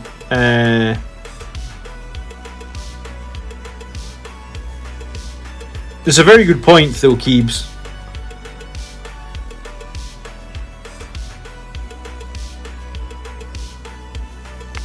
If you want one, you gotta. Sometimes, like the way I actually made mine was like I had a very old chaplain on a bike, but I made 2.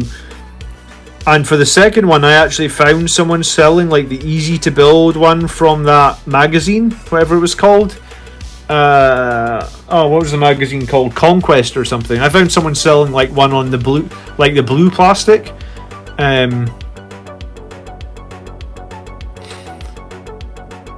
Build bike, switch legs, boom, captain on a bike. Yeah, I mean, do you think Librarian Dreadnought is worth the points with quickening and wings and sanguineous? He seems very spicy in the charge. I like the Librarian Dreadnought a lot. I like him with a melta-gun. I like him with Iron Resolve. I think with Iron Resolve you make him very, very tanky.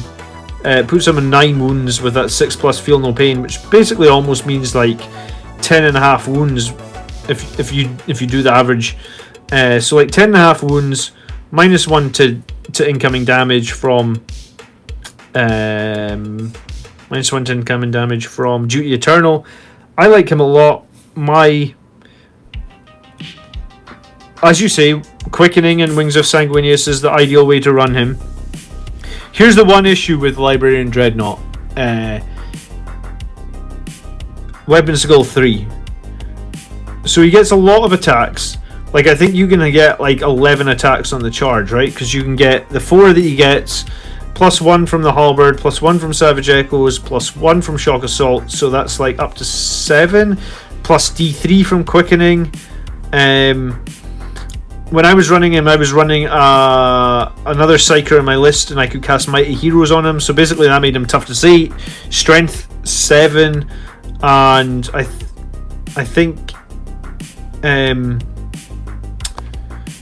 it meant that he had 11 attacks, basically. But yeah, like, I'd roll my 11 attacks, and it happened to me in a few different games, actually. 11 attacks, and we actually ended up with only like 6 hits. So yeah, I think his big weakness, the Librarian Dread, is Weapon Skill 3. So I think if you can have a Chapter Master around to let him reroll 1s, or a Captain to let him reroll 1s rather, and or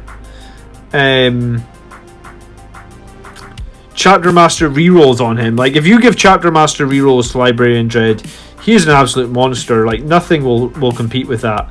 But I mean, it's a big investment, but yes, I like it a lot. I had to give it up in my current list. Until last week I was running it. My current list really was struggling a bit with board control, I feel like. But yeah, Librarian Dreadnought, I think he's one of our best characters. And you can kind of make him very good, you know, just for 1 CP, I guess, with Hero of the Chapter, Iron Resolve. I like it. Hi everyone, can't stay, have an early day at work tomorrow, just want to say hi and everyone has a good weekend. Thanks for dropping in, Chris, that's nice of you. The Librarian is indeed spicy. I like to run him with a Meltagun and Iron Resolve as well. Oh cool, so I'm not the only one. Yeah, someone else submitted a list actually. Chapter Master rerolls on him. I never got the chance to try that. You know, I was really wanting to try it against Andrew's sisters, but both games, or maybe it was even 3 games against Andrew's sisters, the second my Librarian Dreadnought tried to do anything, he just put all his multi-meltas into him. And I guess he knew that he was going to do a lot of damage, and he knew that it was multiple wound damage, so he just focused him down in a few different games. But yeah, I mean, I've had him in other games with that same, like, not so recent. But yeah, I've had him, and probably at that point, he didn't have his new codex. But not much changed. I think at that point, you could still... The only difference, I suppose, is you could now run him as a Master Librarian, or whatever they call it. what's the library chief librarian upgrade? Sorry, not master librarian. That's chapter master. But yeah, I think he's good. I like him a lot. I would run him more if I could fit him into my list and still. I felt very sad dropping him, honestly, but yeah, I mean, I guess just the list I have, he doesn't. I need a bit more board control, and Librarian Dreadnought doesn't quite fit that role. But if you're not, like I run 4HQ, or I run 4HQ. If you're not running that many and you've got a different strategy, I think you can totally make Librarian Dreadnought work. I think he's arguably our most damaging melee character. I think the only character that could possibly do more would be the Primaris Chaplain on a bike with the Benediction of Fury. I guess could probably keep up and or maybe do more. Hard to say. Chaplain could also give a full reroll. That's true, yeah. I mean, if you have a Chaplain on a bike as well, you could get a full reroll from for the Librarian. But yeah, so as long as you're aware that that's his weakness, like I feel like he's got no other. I mean, he doesn't have an invulnerable save, but that's usually like I was complaining, you got killed by a bunch of melta guns. A bunch of melta guns will kill anything, invulnerable save or not, So like, I don't think that's a weakness. I think I actually think the Duty Eternal makes Dreadnoughts very, very strong. So his weakness is Weapon Skill 3. And if you have a way of fixing that, then I think he's super great. And I mean, technically you can kind of try and... If you've got a list that's not greedy on command points, I suppose you could use Wisdom of the Ancient on him at the beginning of the turn. It would just be a bit of a bummer, I guess, if he fails his psychic test. He's not able to fly, and you just have to stand there with Wisdom of the Ancient and not do too much, I guess, right? Yeah, you can Wisdom of the Ancient himself. Yeah, right, Keebs. I might go for the Infernal Pistol. It worked out for Dante v's the Swarm Lord. I just wanted another close combat attack. I think the Infernal Pistol will provide more value than another close combat attack. Good evening, a pot of Mephiston Red. How are you doing? I don't actually have a pot of Mephiston Red in front of me right now. I have Evil Sun Scarlet, but good evening, Mephiston Red. How you doing? I feel like it's getting late. I am tired tonight. I'm sure I told you guys, but we have a very young daughter, and basically, if she doesn't sleep, I don't sleep, I guess. So yeah, I'm feeling it tonight. But I'm gonna paint for like another half an hour or something. I feel like I'm doing a lot of Lead Belcher tonight. A lot of guns to cover over, it seems like.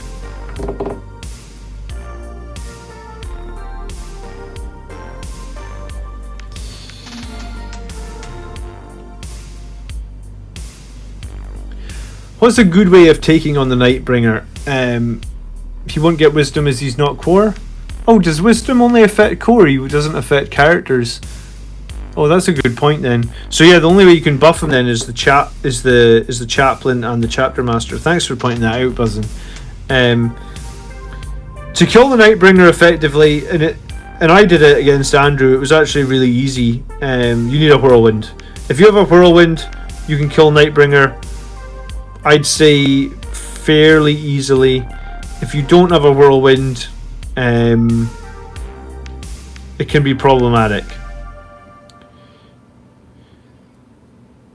And the reason, obviously, is the number of wounds that he can take in a single phase, right? So he's got 9 wounds. He regenerates 1 wound at the start of the Necron player's command phase. I actually don't know the rule off the top of my head, but it's either at the start of the battle round or his command phase. I think it's his command. Yeah, I'm sure it's his command phase, actually. So he's going to regen 1 wound at the beginning of the command phase. So the best way that I found, or the way that I effectively killed him, was suppression fire him.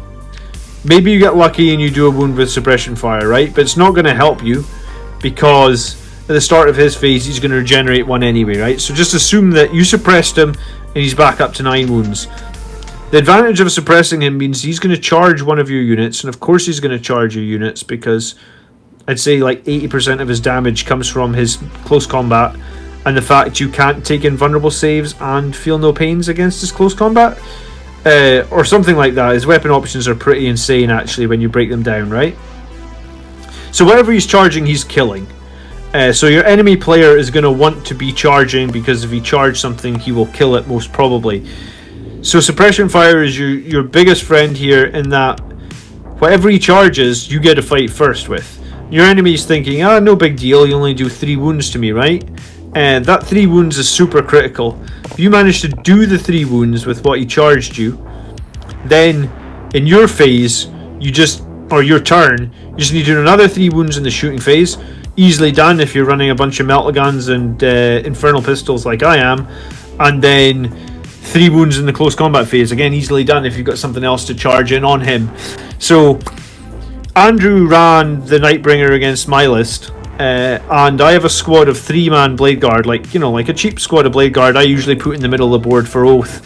And I kind of purposely put them there as a bit of like, I maybe moved them out of cover and kind of into engagement range. So they're like juicy targets for him, right? And like he's going to want to kill these Blade Guard. Remember, if Blade Guard don't get to use their invulnerable save, they still get to save on a 2. So right, like I'm still going to... I think the Nightbringer is -4, so I'm still going to get a chance to save against him. It's not going to be a great chance, but I'm still going to get a chance to save against him. So Andrew like jumped in, charged my Blade Guard with his Nightbringer. I think this was turn 2. My Blade Guard got to attack first, 100%. We did 3 damage to, we did enough wounds to him to inflict 3 damage. I'm thinking that is 100% all I needed the Blade Guard to do. They've done their job. If they just die now, I'm happy because we've done 3 damage and it's easy. He's not going to regen, because it's now going to be my turn, and I can easily do the 6 damage I need to now and get rid of him off the board. I think the issue maybe is if you have to do that 6 damage in 2 separate turns, you could lose a lot. But if you're suppressed, you could still lose a bit to his Catan powers as well, right? His powers are pretty nasty, potentially kick out a lot of mortal wounds, but his melee is going to do probably more damage than his Catan, it feels to me like. So using that suppression fire to just mess his day up is very valuable. And when I did it against Andrew, basically Nightbringer, I don't remember off the top of my head how many points Nightbringer is, but I think he's 350. He might be 375, but I think it's 350. So Andrew had a 350 point model, jump in. He actually only managed to kill 2 Blade Guard. I guess I got lucky with a save or 2. So I rolled a 6 save or something against his sword, or his scythe, I guess. So he killed 2 Blade Guard. And in my turn, I just fell the other Blade Guard back. I actually had my Sanguinary Priest real close by, so I actually just healed or revived. I think the 1 Blade Guard that was left maybe had like 2 wounds left, or 1 wound left. So I just healed him up, and then I revived another Blade Guard. So basically, the 350 point Nightbringer killed 1 35 point model, and then like I said, in that game I actually had the Librarian Dreadnought, I think, and I had my Chapter Master. Librarian Dreadnought's got his melta gun, Chapter Master's got Infernal Pistol. We just rolled up close to the Nightbringer, shot him, took the 3 wounds off him. I actually had attack bikes and a Dreadnought around as well, so if I'd failed to do the 3 damage in the shooting phase, we could have used some other units as well, but we didn't need to bother. And then just charged him and did the 3 damage again. Easy kill, 370 point model, and it literally did nothing. My daughter was 20 months this week, so she's very young. Whirlwind for days, I really want Quake Bolts on Eliminator Sergeant, but I don't know if I want to attract more fire with them. If they're in cover, they get a pretty solid save, the Eliminators, right? That's one way to look at it. So, I'd probably be okay to have the Quake Bolts on there if you've got them in cover. Do you think Quake Bolts is going to be better than potentially running Master Marksman on a Phobos Captain, because that's what I ran this week past. And I generally quite liked the Phobos Captain with Master Marksman. I thought he was pretty badass. Did a lot of damage for me. Killed 2 Psychers turn 1 and turn 2, which was pretty nice considering Collins, two of his objectives, or sorry, one of his objectives was to do like psychic actions, and he just lost his Psychers very, very early on. I mean, he still had Typhus, but you don't really want Typhus doing psychic actions, you know?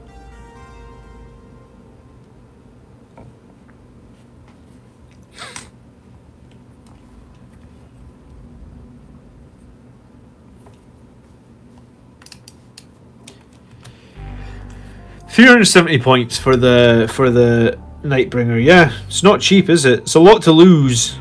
For only killing a single Blade Guard veteran, it's a lot to lose. And that was a tough game actually against that Necron list, because that was one of those lists where the Necrons just basically spam units out onto every objective, and you have to do your best to try and play catch up from the very beginning, it feels like.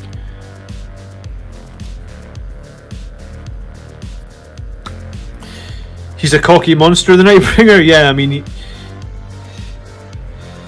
one other thing to say about him is there is other ways you can deal with him, right? Because he just has that 9-inch move, which isn't that fast, you know, considering he needs to really be in melee combat to get the most out of him. If you have a lot of fast moving stuff, you can kite him a little bit, I think. You know, like I said, it's just a 9-inch move. We run a lot of like fast moving units that can potentially dictate when the fight goes down, you know? So maybe you can kite him for a turn or two, shoot him a little bit, and then fight him. You know, only engage him in melee combat, I guess, when you know that you're confident you can kill him. That's probably the best bit of advice you could give, is like, do not engage him in melee combat if he has more than 3 wounds left in a phase, because if you can't kill him, he will 100% kill your units back, and it'll be pretty messy. So that, I guess that would be my main advice for fighting Nightbringer.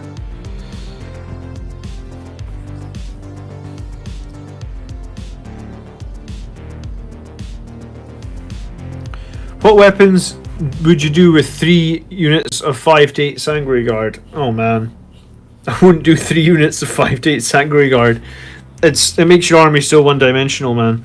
But I mean, if you want to know what the best weapon on Sanguinary Guard is, it's swords, like 80% of the time, and then axes against Death Guard and Custodes, and I guess potentially against the new orcs. Axes are going to be the best. Against pretty much everything else, it's going to be swords. So the way I run my Sanguinary Guard, because I run one squad of 8, is 4 swords, 4 axes. I had considered maybe going like 5 swords, 3 axes, but like I have, you know, I guess I feel like I come up against Death Guard and Custodes and that, and I guess probably Orcs enough that 4 and 4 seems like a good choice. But I did do a huge long video on Sanguinary Guard and asking if multiple squads of Sanguinary Guard was still viable, and if you like, I mean, it's still viable, right? You can run it 100%. I guess, is it still viable if you want to win games, or if you want to win tournaments? And yeah, I mean, you can check it out. It's on my channel. It's in the tactics playlist. It's called the video was called Sanguinary Guard. Are they top tier or something like that? So if you search Sanguinary Guard top tier, you'll find it. And yeah, it's a funny one. I just don't rate multiple squads of them anymore. They die too fast.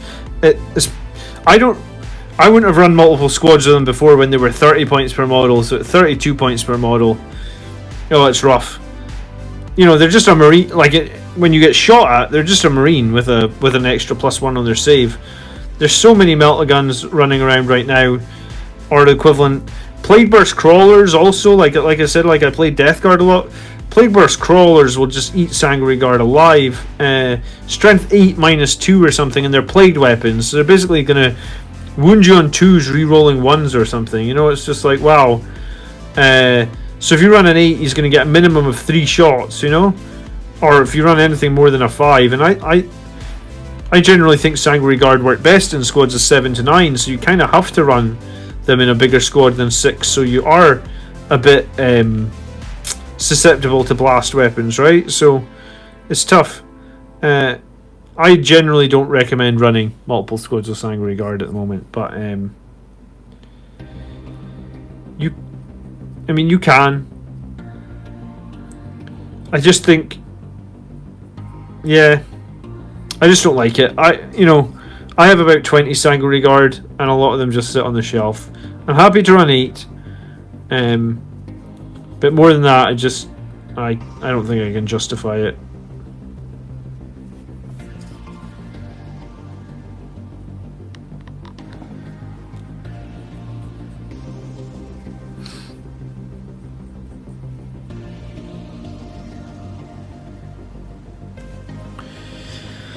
I run 5, 1 Power Fist, Swords, and 1 Infernal Pistol. You know, I don't mind putting an Infernal Pistol into the Sanguinary Guard squad. I generally think it's quite nice sometimes to have an Infernal Pistol here or there. You know, we're always in close combat. Usually you survive at least 1 turn of close combat.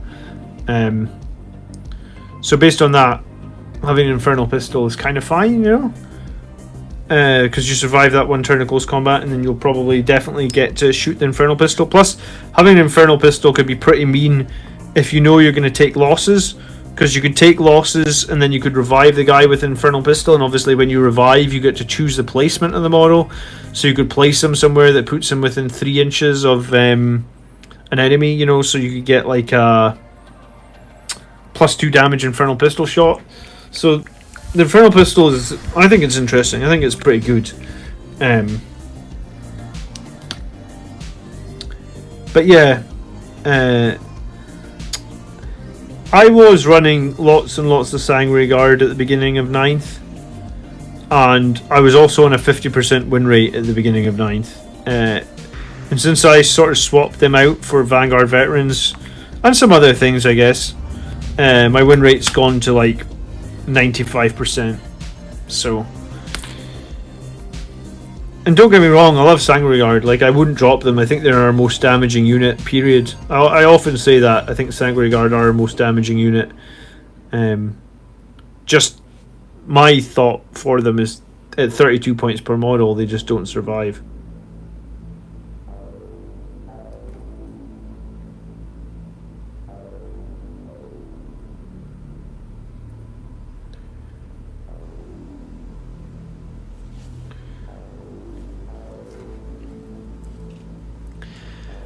Yo all, I'm playing a 500 point game on Saturday, not sure what to run. Thinking Sanguinary Priest and Blade Guard. Thoughts? What? I take it you're new? Or 500 point game. I think in a 500 point game you want at least 1 squad of troops. Probably 1 squad of troops, 1 character, and you're probably running a patrol detachment, so like an elite unit and or a fast attack probably makes sense. The Sanguinary Priest is very expensive in a 500 point game. I feel like you might get more value out of like a chapter master, or maybe in a 500 point game you maybe just need a captain, some sort of captain, something to synergize with the rerolls. So a captain for about 120 points, Blade Guard for 105 points, some troops for like 100 points, maybe assault intercessors or phobos and cursors if you have them, and then that leaves you what,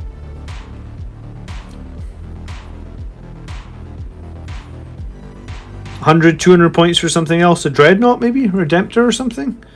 I feel like that would be pretty tasty. I generally like Redemptors a lot. A Redemptor can be like 180. A captain with a jump pack could be about 125 maybe.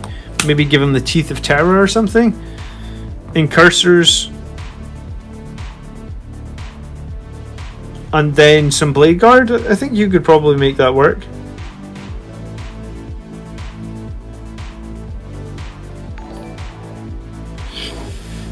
Hey Alphys, thanks for subscribing, man. How you doing? Welcome to the chapter, welcome to the channel. We're just hanging out painting some Inceptors tonight.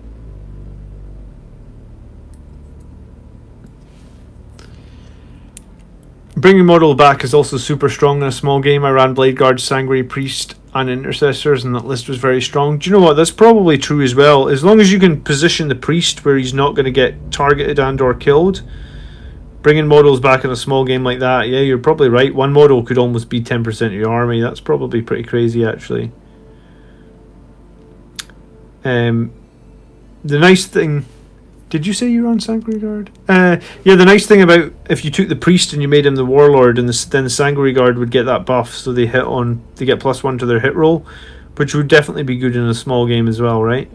So they hit on 2s with both their bolters, which I imagine could target one enemy, and then you charge another enemy, and then again you hit on 2s there as well. I think that could be pretty cool. Finding 500 points limit really restricting and makes you really prioritise. My thoughts were similar, but finding it hard to pick. Do you just use GW paints? There's some Vallejo metallics that are so smooth to use. I use Vallejo for the white paint. That's the only paint that I use that's not Games Workshop, actually. And the story, I guess, Jar Miniatures, is that I had painted a lot of stuff years ago when I first came back, because I had like it was quite a long break from the hobby, like I don't know how many years it was, but I had quite a long break, and when I came back, I wanted to match what I'd already painted, and everything that I'd already painted was done with GW colours. Maybe when I finish where I am, I'll branch out and use some other colours, but for the most part, like I guess like my army really consists of a lot of Retributor Gold, Evil Sun Scarlet, Lead Belcher, and then like Black and Mephiston Red. Like my whole army very much just... I could almost make my whole army work with those 5 pots of paint and just a couple more. Do you think character snipers like Eliminators will become a bigger part of the meta? Them going down in cost will definitely make them a bit more prominent, I would have thought, yeah. I had no intention of running them before until they went down in cost.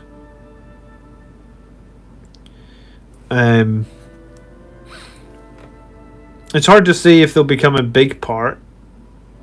I mean, because people could, if they do become a big part, there are ways around it, right? You could just bring a couple of company veterans and they can't snipe your characters, you know? So for Space Marines, fortunately, we have a pretty cheap way of getting it so that they can't be sniped.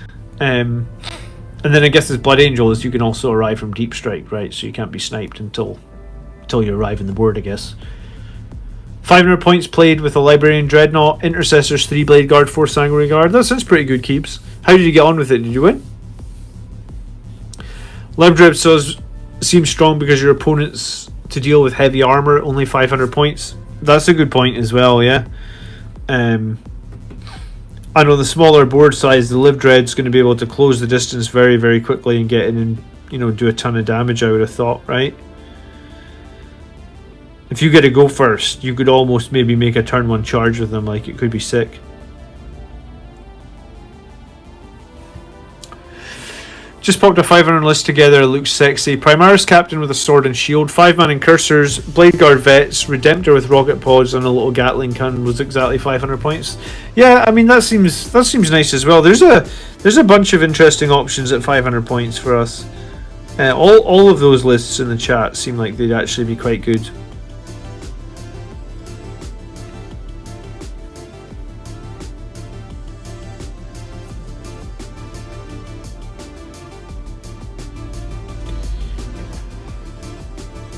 Do you guys not worry about long range firepower for 500, 1,000 point games, getting those early shots can help chip off a few wounds. I wouldn't worry too much about long range firepower. If you do take a list that's got that Redemptor, then you've kind of got that. You've kind of managed to. The great thing about the Redemptor, I guess, is it's strong in melee, but it's also strong at shooting, and that's one of the and it's also very survivable.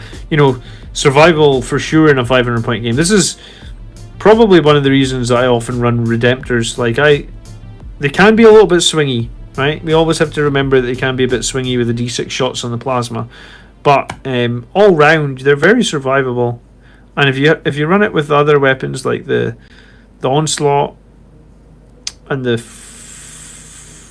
onslaught and the stormbolter and the rocket pods, you know, it's going to get a good amount of shots anyway. So I don't know. I like Redemptors a lot.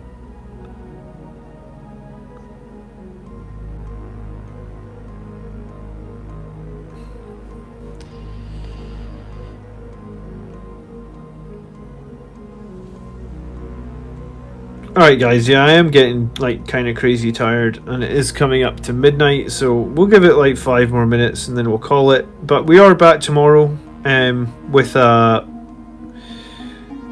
what I hope is a really solid video. I'm really hoping you guys like tomorrow's video.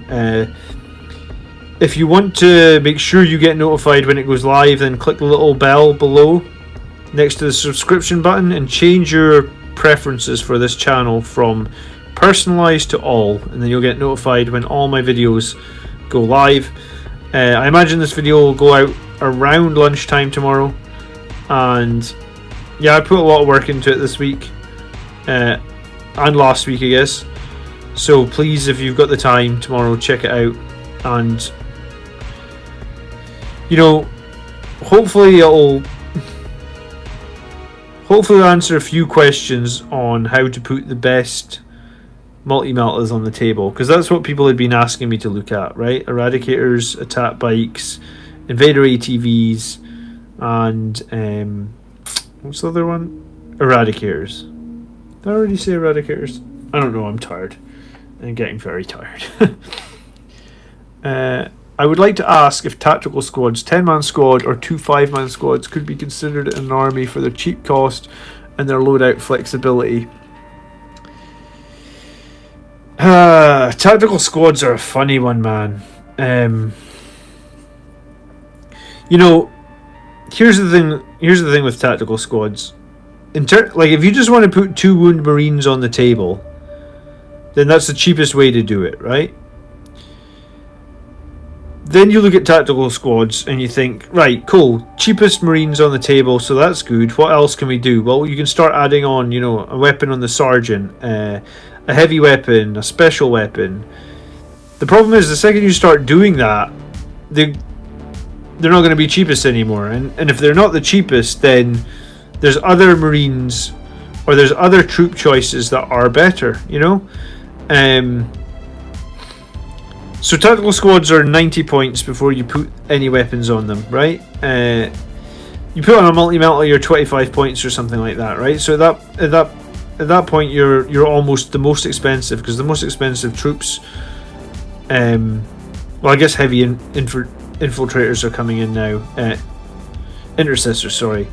But yeah, tactical squads for me are a difficult one. I feel like the game's moved on a little bit from tactical squads. Like, I just don't think they're that competitive at the moment. And some people would argue with me on that, I think, because, like I said, you do get the option to get some different loadouts on there.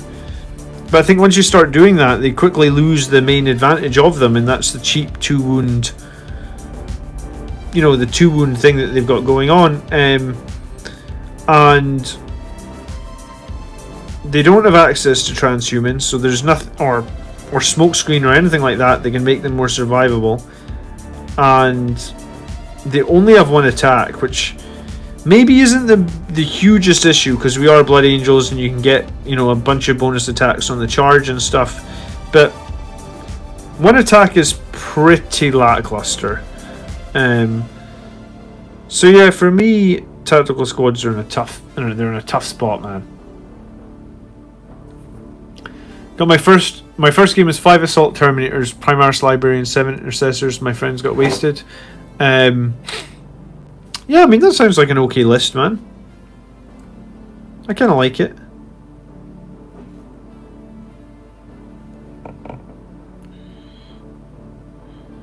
Can't wait to see the video. Thank you, man. Sleep and dream of an angel in flight.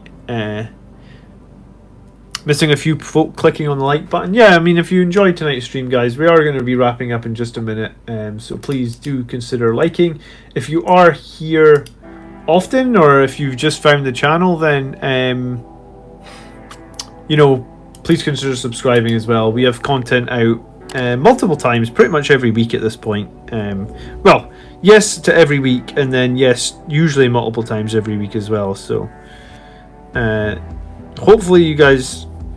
Well, thank you for hanging out tonight, guys. There's been a lot of people in chat. I appreciate you guys spending some time with me. We'll probably be back, or I say probably, I always say we'll probably be back.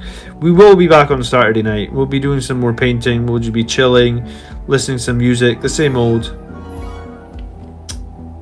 Hey, thank you for renewing your membership for a 3rd month, Hallie. That's very appreciated, dude. But yeah, so, you know, we'll be here. So come hang out, and you know, bring your questions, and same old.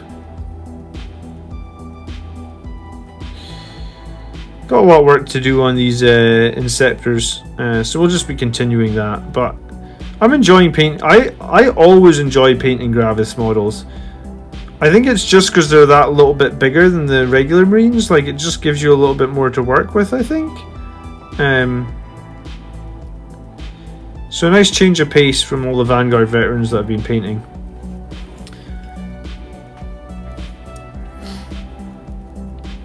Good night, everyone.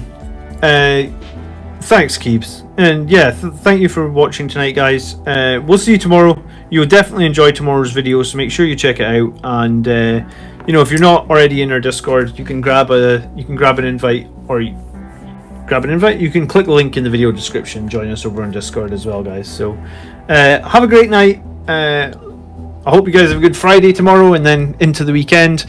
And yeah, new video tomorrow, live stream on Saturday, live stream on Sunday, and then rematch against Andrew's Sisters on Monday night. We're going to beat Andrew's Sisters this time.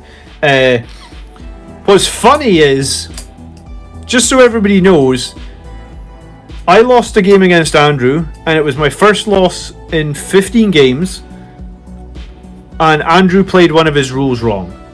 So I actually don't know if that loss counts. I mean, we'll say it counts. We'll give him the benefit of the doubt. But he was supposed to be -1 to hit on his Multi-Meltas when they exited his Rhino and advanced, and he didn't take -1 to hit. And I think he did that twice in the game.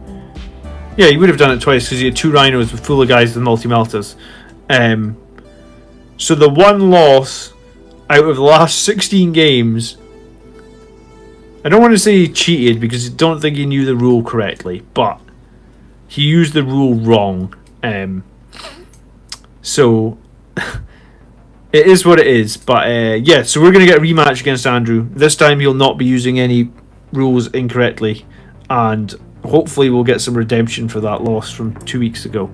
Looking to load out Death Company unit to target big monsters. Recently purchased a pre-made group of 15 with 3 Thunderhammer and Sergeant with Power Fist. Is 2 Thunderhammers and Power Fist in a 10-man the way to go? 2 or 3 Thunderhammers and no Power Fists is the way to go in a 10-man. Most people recommend 5 guys. For every 5, you want 4 with chainswords and 1 with a Thunderhammer, Sam.